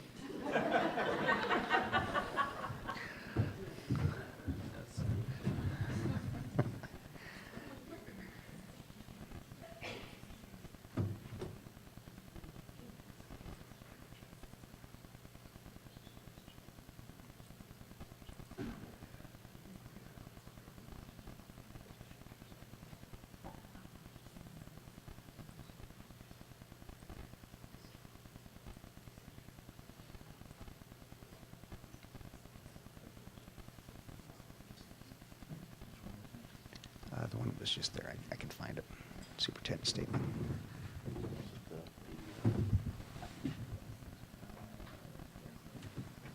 Thank you. Thanks, Todd. Okay, so I'm going to read the superintendent's statement. House Bill 293 includes language defining local salary schedule and salary minimums for starting teacher pay and pay for those who have earned a professional endorsement. Concerns were raised by stakeholder groups about whether the salary minimums described in House Bill 293 are legal requirements. Sponsors of House Bill 293 have indicated in testimony to the House and Senate Education Committees that their intent was not to prescribe a salary minimum for those teachers with a professional endorsement. A letter signed by sponsors seeks to clarify their intent. You'll see that soon. In a further effort to clarify the legal requirements of House Bill 293, Superintendent Ibarra sought legal opinions from the Idaho Attorney General and outside legal counsel. The superintendent is making all the legislative, executive branch, and legal analyses of House Bill 293 available to ensure that local districts have as much information as possible on which to base their decisions about salaries for the 2019-2020 negotiations and teacher contracts. Local district and charter school boards should consult their legal counsel to determine how to address negotiations and contracts for the next school year based on the information available. So now let's look at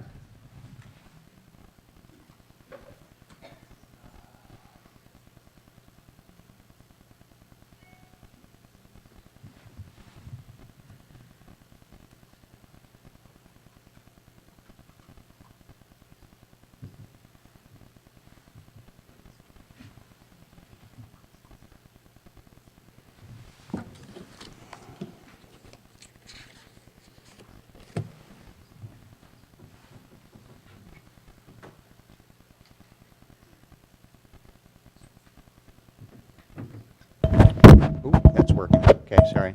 So I need to get to where I can read this on my screen because I'm kind of in between visually challenged here.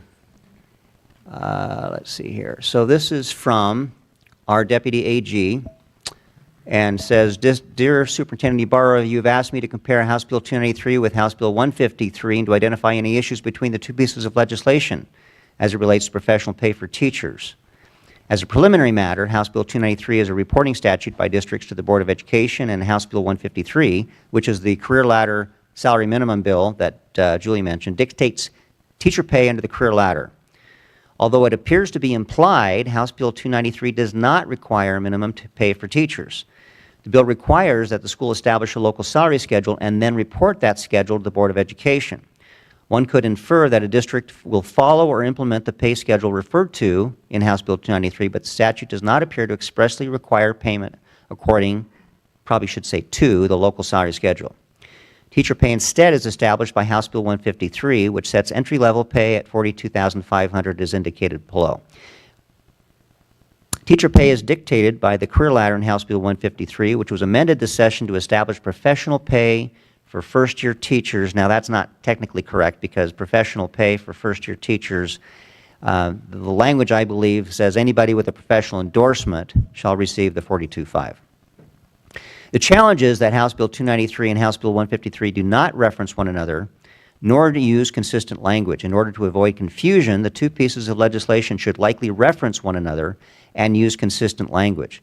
It appears that and this is not my underline, I don't know whose ink this is, that the practical effect, should both pieces of legislation pass, and they did, will be that starting professional pay for first-year teachers, again, that's not technically correct, be $42,500.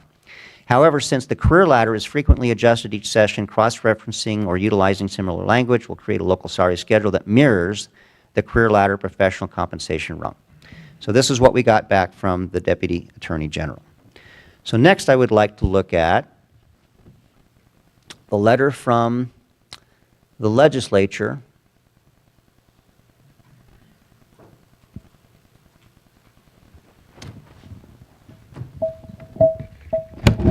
and I can read this one from here.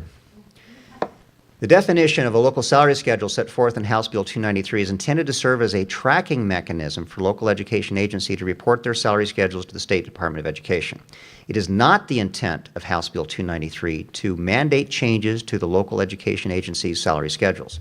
The bill does not require minimum compensation of $42,500 for instructional staff holding professional endorsement. The Idaho legislature has long been an advocate for local control and does not intend to mandate what an LEA's salary schedule must include. Tracking of this data is required in order to provide the legislature quantifiable data on teacher salaries across the state so that the Superintendent of Public Instruction may appropriately formulate budget requests. When the career ladder was originally enacted into law, it was understood that it was an allocation formula to provide districts with additional salary money and that the career ladder was not intended to be a statewide salary schedule. signed by 3 senators, all of which sit on the Senate Education Committee, and Representative Gosling, who sits on the House Education Committee.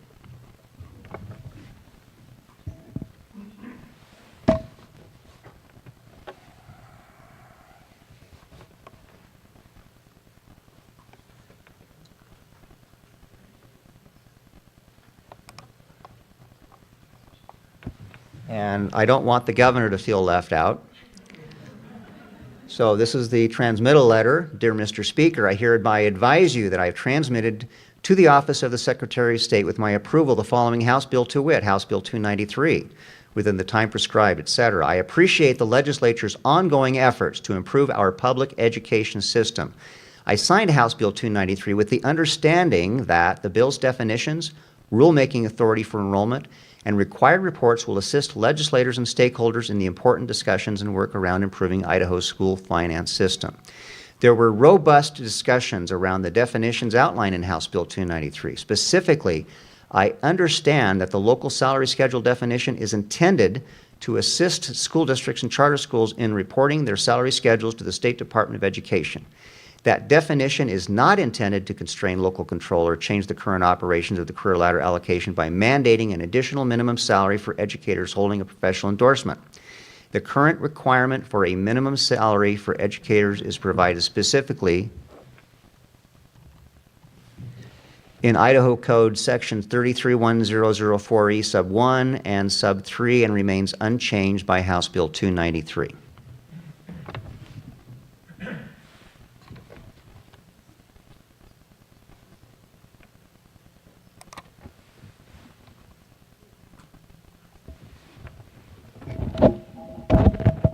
And finally, a letter from Anderson, Julian, and Hall, which is Amy White.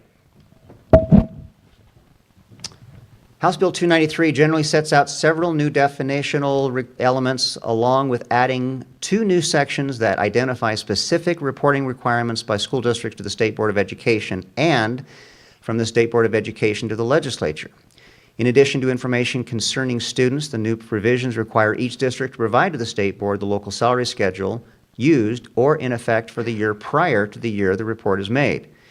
The definition of local salary schedule is set out in the amendments to 331001, which added subpart 17, which reads, local salary schedule means a compensation table adopted by a school district or charter school, which table is used for determining monies to be distributed for instructional staff and pupil service staff salaries. I think that's fairly straightforward. Minimum compensation provided under a local salary schedule shall be at least equal to $38,500, $38,500 in parentheses, or, and this is also consistent with 331004E, which says that no full-time instructional or pupil staff will be paid less than the minimum rung on the career ladder, and that will be the first rung for next year. Or for staff holding a professional endorsement, $42,500. The practical effect of the definition of local salary schedule is that districts will need to adopt a table that is consistent with the career ladder table and used to determine the allocations made to each school district. The definition requires there be 2 minimum salary data points, which are clearly the beginning values of the residency rung and professional rung on the career ladder. So, ladies and gentlemen, you have everything we have available to share with you. And on a personal note, I wanted to avoid having to come to you and not be clear on giving you some direction. And for that, I apologize. And I say that respectfully to everybody, policymakers, stakeholder groups, everybody's doing their job. But if I'm one of those staff members, and by the way, I pulled a data report this year to say how many instructional staff and pupil service staff this year are getting paid less than the P1 amount who have a professional endorsement. 1,400. So I compared those individuals with the 40,750, which is the P1 amount this year, and sum that up, and the statewide is $3 million. And hard as I try to stay out of Idaho Ed News, I know full well that Clark is just typing away. And I bet that I'm going to see something along those lines. Now, this is just informational data for you to ponder. Moving forward, if you have anybody in the P1 next year, I'm going to send you $42,500. I'm going to send you the amount you need to pay, potentially, anyone that you choose. But let's also remember that you can have a professional endorsement if you're not a P1. You could be an R2 or an R3 and still have a professional endorsement. And we had over 200 individuals this year in that situation. I can't send you $42,500 for anybody who's an R2 or an R3 next year who has a professional endorsement. I'll be sending you a little bit less. So, before we move on, what questions, if any, do you have on subsection 17 of House Bill 293?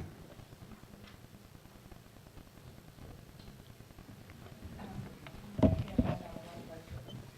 I just want to make sure, because I can see the disparity of all the confusion, but I want to make sure on my certification lookup tool that that is the most accurate information, so at least I can place people from that correct.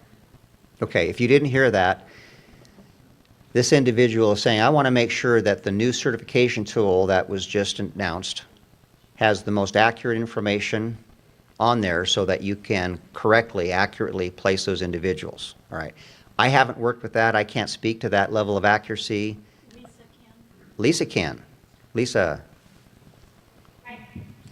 What I can say is that there will, when you open it up, and then Chris Kim will also give you a look at what that might look like, but when you open that up, there's a little highlight piece with a question mark. It'll say that is as of the last year that we had. So, for example, I was not employed in the local school district in 2015. So if you were to look me up, you're going to see no placement because I was never placed, and so the last no placement for me is unknown.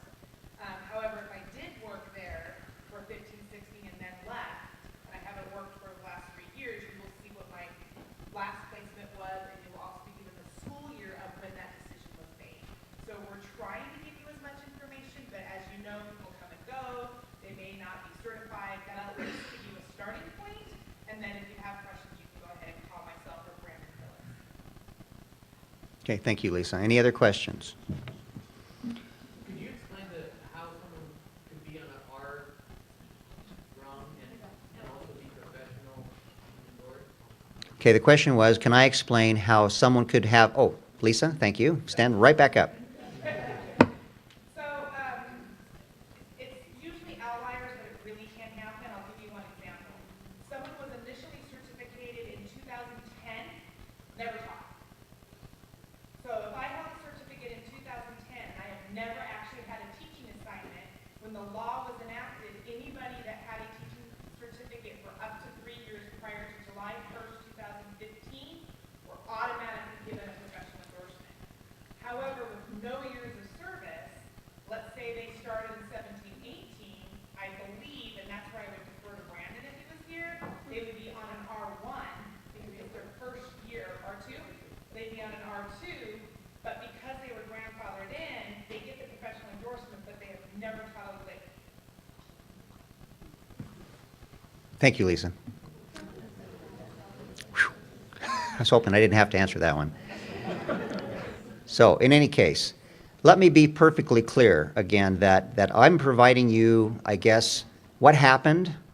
I am not being judgmental. I have worked all of my 20-some years to try to stay apolitical, to provide policymakers with helpful information that they can use to make good policy.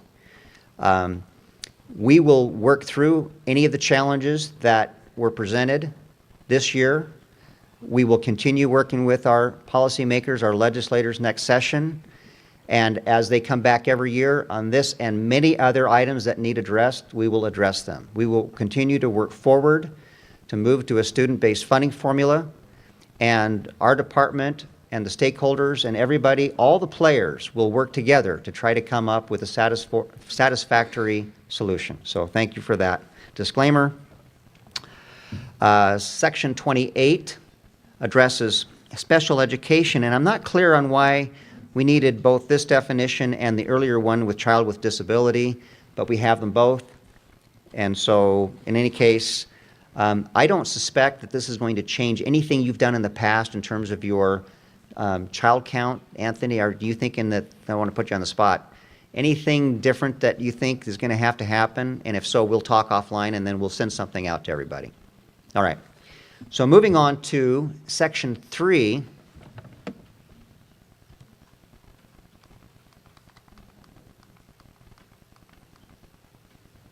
Of the bill, adds and night to summer. Now again, this is a definition, and so what we're going to be asking for is information on this population as well. It goes on further to say, on the next section of 1002C being amended, it replaces the words which with that's, so a little wordsmithing, and then it also adds or night. And later on, when we get into the enrollment section, we'll see how that is being applied. Section 4 of the bill requires the legislature, specifically the Senate and House of Representatives Education Committees, to conduct a comprehensive review of the school funding formula at least once every 5 years, with the first such review to occur by July 1, 2024. Pretty sure I'm not going to be around then. Just saying. Julie is going to do just great. All right, Section 5. New section. So nothing's underlined. This is all new language. And this is what's going to assist the State Board of Education, who's in charge of rule promulgation, to begin the process of identifying, defining enrollment. So subsection 1, full-time enrollment, FTE, shall be based on enrollment in any school district or public charter school. Sub 2, a student shall not exceed the total of 1 unweighted full-time enrollment in a single year, except as provided in subsection 4, which we'll get to in just a moment. And consistent with what we're doing now, a kindergarten student shall not exceed a total of 1/2 unweighted enrollment in a single school year. Sub 4 is what was just previously referenced, says that a student attending a summer school or night school program shall not exceed a total of 1/4 unweighted enrollment, which strongly suggests to me that if we take that 1/4 and add that to the one before, that a student could actually have 1.25 weighting if they're in a regular school program and a summer or night school program. Sub 5, a fractional enrollment count schedule shall be specified for any student enrolled less than 1 full-time full-time enrollment in a given school district or public charter school. And that's going to be the challenge, is that not everybody has the same schedules, trimesters, block semesters, et cetera, hours per day, classes per day. This is going to be challenging. We don't have a state standard. And that may not be as critical when we're looking at each individual program. In other words, if we're looking at any one of your programs and saying this is 1, so we're going to use that to determine the fraction. But if you are sharing a student with someone else and your denominator is different, that's when it's going to be challenging. So as easy as it may sound, it's going to be full of challenges. Subsection 6, FTE is based on the courses a student is enrolled in at the time of the official count as specified in board rule, except that a student may be counted as enrolled if the term for which such student is enrolled begins after the time of the official count. Subsection 7, each district or public charter school shall conduct an official count of enrolled students in the district or school on the first day of October, the first day of December, the first day of February, and the first day of April, or the previous school day if those dates do not fall on a school day. And sub 8, a district or charter school may not count as enrolled any student who has unexcused absences totaling 11 or more consecutive school days immediately prior to and including the official count date. Now, these 4 dates were discussed and I'm going to say somewhat settled on during the interim committee meetings for the school-based funding formula. But the questions have come up to say, well, you as a school district or charter school, do you have the ability to identify your special populations as of October 1? And some have said, gee, that's going to be challenging. So, but the question remains is that we want to have accurate data, because that data is going to be fed into a student-based funding model next session, guaranteed. I shouldn't say. I didn't say that. Very, very likely. Very, very likely. So what we want to make sure is that if you're estimating your data, make sure it's as close to being as what you think it's going to be as possible. And the other good news is that you're also going to have a December count. Same data, different time frame. So if you start comparing your special populations between October and December and they're markedly different, you might want to just look at that and say, what are the red flags? Is that really going to be accurate or not? But again, we want to make sure that we're getting good data. The whole idea here is to get good data in so we can populate whatever model the legislature looks at. Yes? Will we be able to adjust our October numbers based on newer data in December? Okay. So if we have somebody in December that we figured out that we didn't do in October, can we readjust? Okay. The question was, subsequent, after October has been reported, will you have the ability to revise that? I would, if it were up to me, I'd say absolutely yes. We do that now for everything. In other words, if you've got corrections to staffing anytime during the year, we get that in your March uploads. I would say that yes, that I would hope that, again, the goal here is to get good data.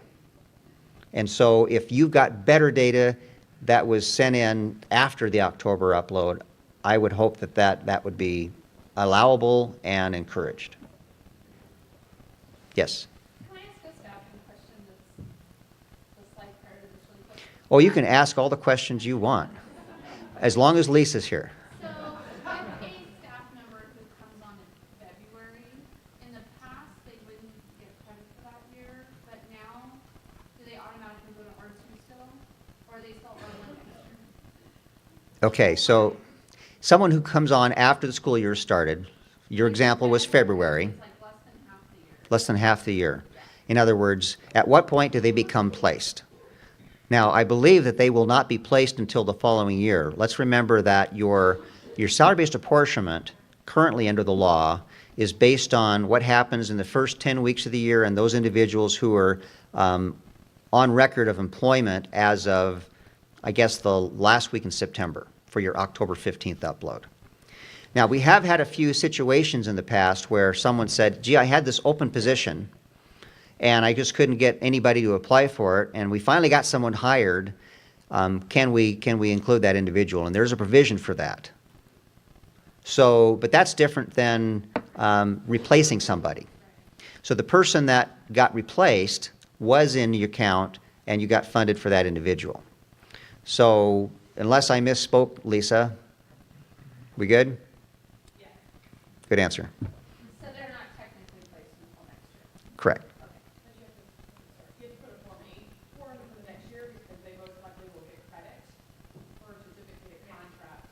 The people that are watching, sorry, I was notified that the people that are watching cannot hear our responses, so I'm going to pass this over so Nancy will respond. So if you hired someone in February, let's say 19. Okay. Sorry. Oh, that's okay. Any other questions before we move on? What, just for answers, Okay. All right, Section 6 addresses reports to the State Board of Education or the board's designee. That could be the department. I'm not sure about that, but I don't know if the state board will elect to have information reported directly to them or if it'll come to the department.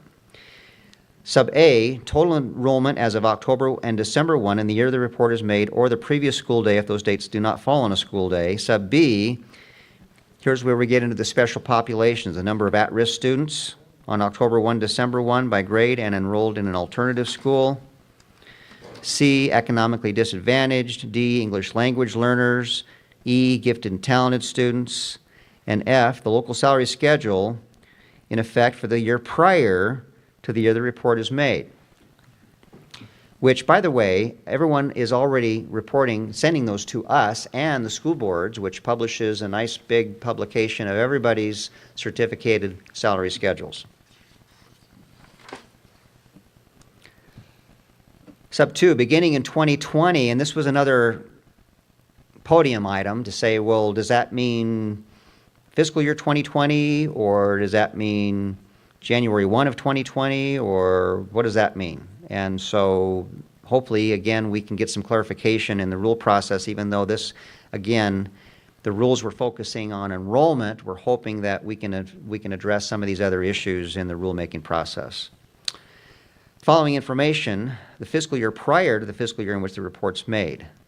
The amounts received by the district or charter school for each statutory program line item distribution, other program line item distribution, and discretionary funds distribution specified in the state appropriation for public school support. Now, this is information that we know and have. But I believe that that's supposed to be packaged with sub B, which is your actual expenditures. So I'm going to chat with Julie, but I think between the two of us, we're going to be able to prepare a worksheet that we can send you that has A, already filled out, and then you just have to, I guess, fill in the B's. But we'll work on that. But I believe that is, I mean, I'm just, I don't know, I guess supposing that that's why those were packaged together. So anyway. Sub 3, by January 15th each year, the State Board of Education shall report to the Senate and House of Representatives Education Committees and the Joint Finance Appropriations Committee on the information received pursuant to subsection 1 of the section, which is what we just covered. State Board's report shall include such information for each individual district and charter school and shall also summarize the information in aggregate statewide. State Board's report shall further include allocations made for each cell of the career ladder pursuant to 1004B Idaho Code, and again, we have that information, and we'll provide that. I don't know why we wouldn't be able to do that on your behalf.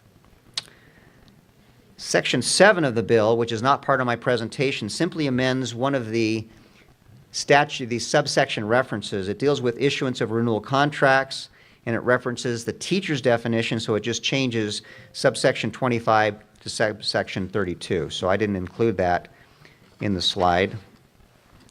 Sections 8 and 9.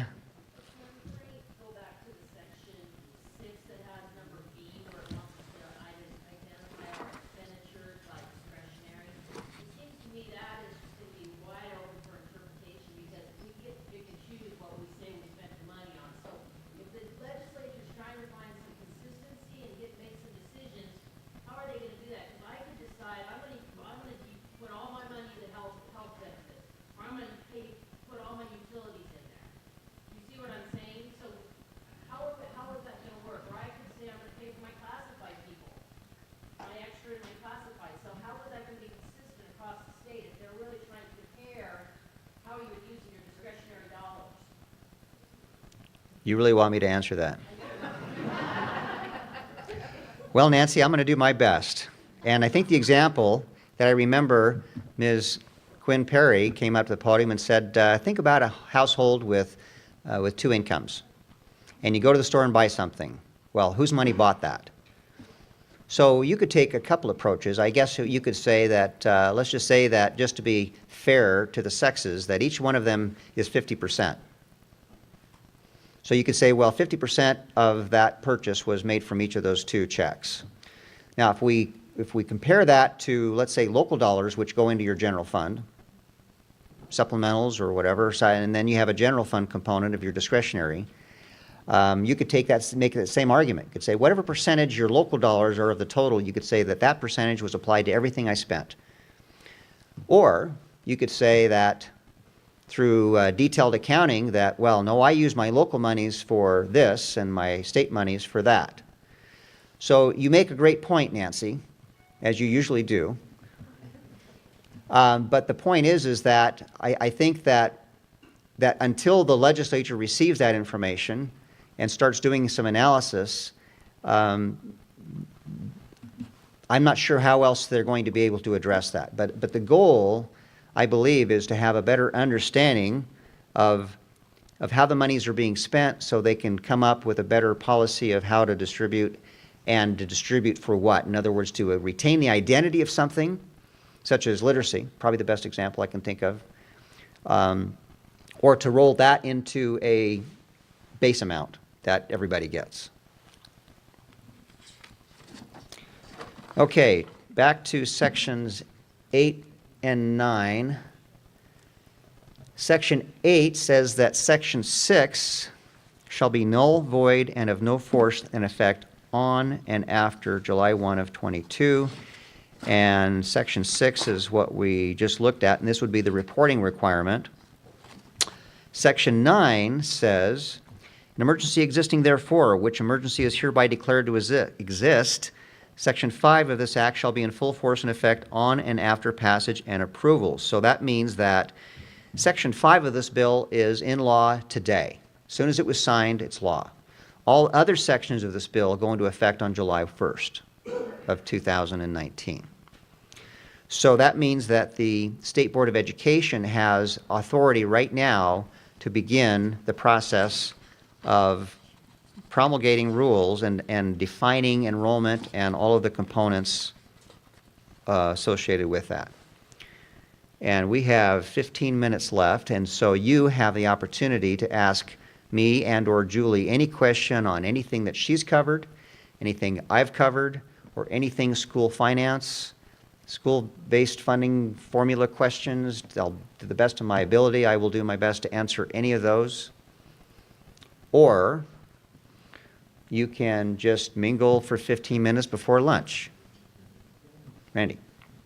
I think it's imperative that you guys talked about it once already before, but the House Bill 153 that amended how the next year's career ladder is going to pay off, you guys actually said it in here, but those of us that didn't listen the first time missed that.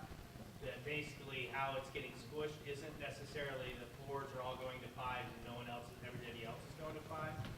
It's that 4s now become 3s, 5 and 6 become 4, and that, I think that's a big deal and a lot of different revenue calculations that people need to understand.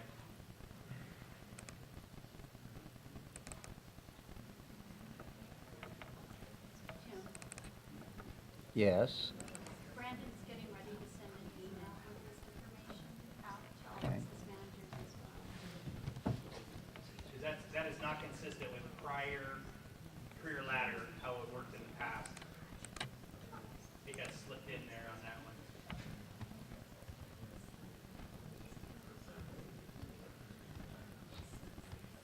There.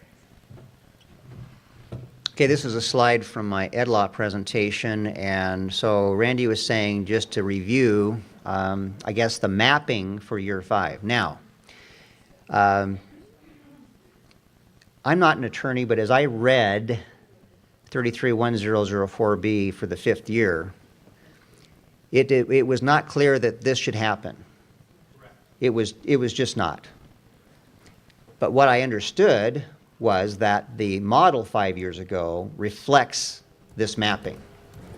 But that was lost on many of us.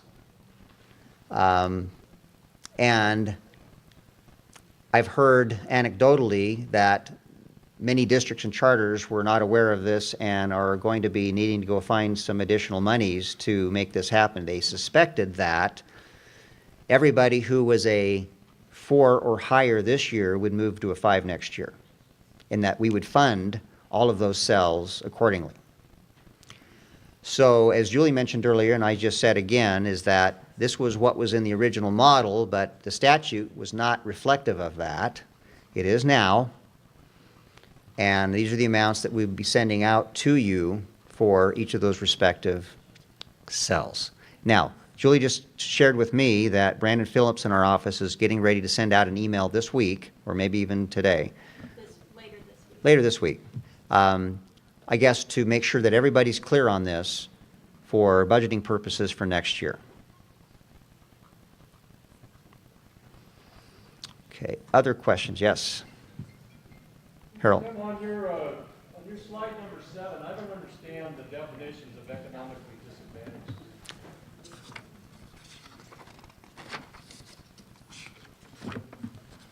Sub A says that free or reduced, but it excludes students who are eligible through the community eligibility program. Well, if all of our students are eligible for community eligibility, does that mean they're all excluded and they're no longer economically disadvantaged?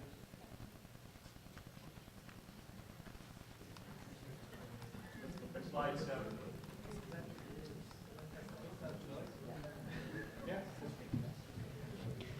Okay, I was trying to find the slide while you were asking the question, but I'm not sure I'm going to be in any better position to answer it. This was, again, during the bill hearings, many instances of concern over how to count these students. Now, Nancy, you're in a better position. I'm going to pick on you. The question has to do with what's on the screen right now on the Community Eligibility Program. Our office, I mean, my section, we have never dealt with any of this information. So I'm not in a position to really effectively answer that. So I'm going to rely on those in the field. Nancy, are you willing to take a stab at that? Yes, and we're finding this is difficult as well because we have currently 23 schools that are CEP schools. So that means we have not collected free or reduced applications for those students in those 23 schools. And so we are struggling with that right now. And how are we going to get that? Because the only option we have is to try to get those families to complete a different type of a free and reduced application, which there's really not a lot of incentive for them to do that in those schools because they're already getting fed for free. And so we are definitely struggling with this. And one of the things, when we went and looked at our free and reduced numbers in a school that's not a CEP site, and we compare it to the CEP percentage, they're relatively close. I mean, if you go look at our data, so what that tells me, if you take the CEP and times it by 1.6, which is what the federal formula says, it's very close to what your free and reduced population is. And so we tried to work during the session to try to explain that to various stakeholders and legislators, but we just couldn't get that through because I just don't think they were aware of what the CEP was. It's definitely an issue, and I'm hoping we can get it fixed because right now I'm watching a webinar in 2 days on how do I go about getting those kids in those CEP schools that are not CEP identified by health and welfare to fill out an application. So there's going to be there's a national webinar going on this week. So. Okay, thank you, Nancy. Okay, so April, do you have the response as well?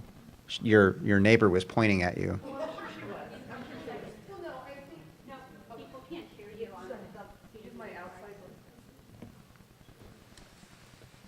Well, like Nancy, we are struggling as well, and both Randy and I testified regarding this matter. Now, Dr. French is thinking that perhaps we could interpret the legislation to read that only that percentage, so let's say we're 74% CEP. You take that, we're 44%, multiply the 1.6, we're about 74%. We use that 74% to identify those students. Because we're not receiving the same funding for that additional 30-something percent, right? So is that possible? I guess it would depend on how we report it through the system. I don't know. That's subject to interpretation, and perhaps if all of us CEP districts or schools decided that that's how we're going to report our economically disadvantaged students, we would be in compliance with the letter of the law, because it says only excluding those students who do not qualify, who are only eligible through a school's community eligibility program. Okay, I think Nancy wants to get the mic. Hang on, Nancy. Hold. Don't say anything, Nancy. Don't even sit down. So I'd like to figure out what our 1.6% is and say 74% of those kids are free and reduced. But the problem is you have to put a stamp on the kid's name. It's not as easy as saying 74% of the kids in the building are free and reduced anymore. I have to literally say Sally's free, Joey's free. I have to put a stamp on the kid's name under this new student weighting system. So that's the other issue we have.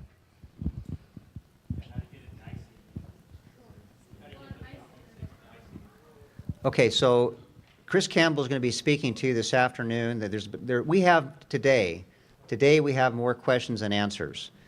We have to wait for the rule process to complete itself, and as soon as we know anything, we will pass that on to you. We're not even sure how this is going to affect IC collection, as to the October one and the December one, and how that corresponds to the others. So we're giving you everything we can tell you today. And I said this before, I will say it again. I'm not in charge of the rulemaking process, but I'm going to request to Ms. Bent that we get more than just enrollment dealt with in the rules, that we deal with the economically disadvantaged. We deal with any issue, any definition, anything that is going to require the data reporting to the state board or their designee in an effort to try to get the best information possible, so that we have good data to feed into a student-based funding model. Okay, what questions? Any other questions? Yes. So on that definition, also on the next slide, it includes students receiving Medicaid. Does that include Katie Beckett? Is it all Medicaid, including Katie Beckett? Because Katie Beckett's not economically. Do we have anyone here? I have no idea who Katie is.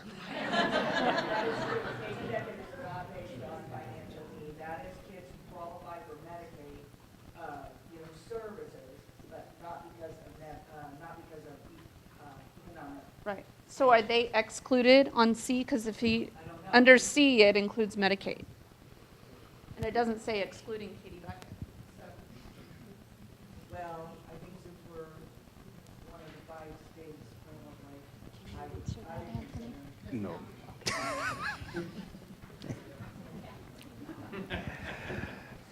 because there's not very many kids qualify for the session, don't qualify. They're not necessarily financially, but they are getting that extra support. Okay, so let me encourage you to send your questions in to the appropriate stakeholder representation. School administrators, school boards, education association, school business officials, whoever you belong to, get those questions sent in so that those individuals, and I don't know, I can't tell you today whether they were going to be represented on this rules group. I don't know. I think I'm going to be invited, but I don't know who else is. So, and I'm hoping that, Marilyn and Chris Campbell, Marilyn says, I know. So when she, make sure you sit through her presentation so she can let you know who that will be. So other questions? We have another few minutes. Peter, do you want to say something? Just about lunch? Sure, take it easy. All right. Mike. I'm good. Okay, I have the fun announcement in regards to lunch. We have on the schedule 11:45 to 12:30, and they've asked us to split you up. There's actually 2 separate lunchrooms. So this side of the room, if you'll just go right out those doors past where Scott is standing, there's a lunchroom there. And then this side, if you go out and around to the right, there is a lunchroom there, and we will reconvene at 12:30. Thank you.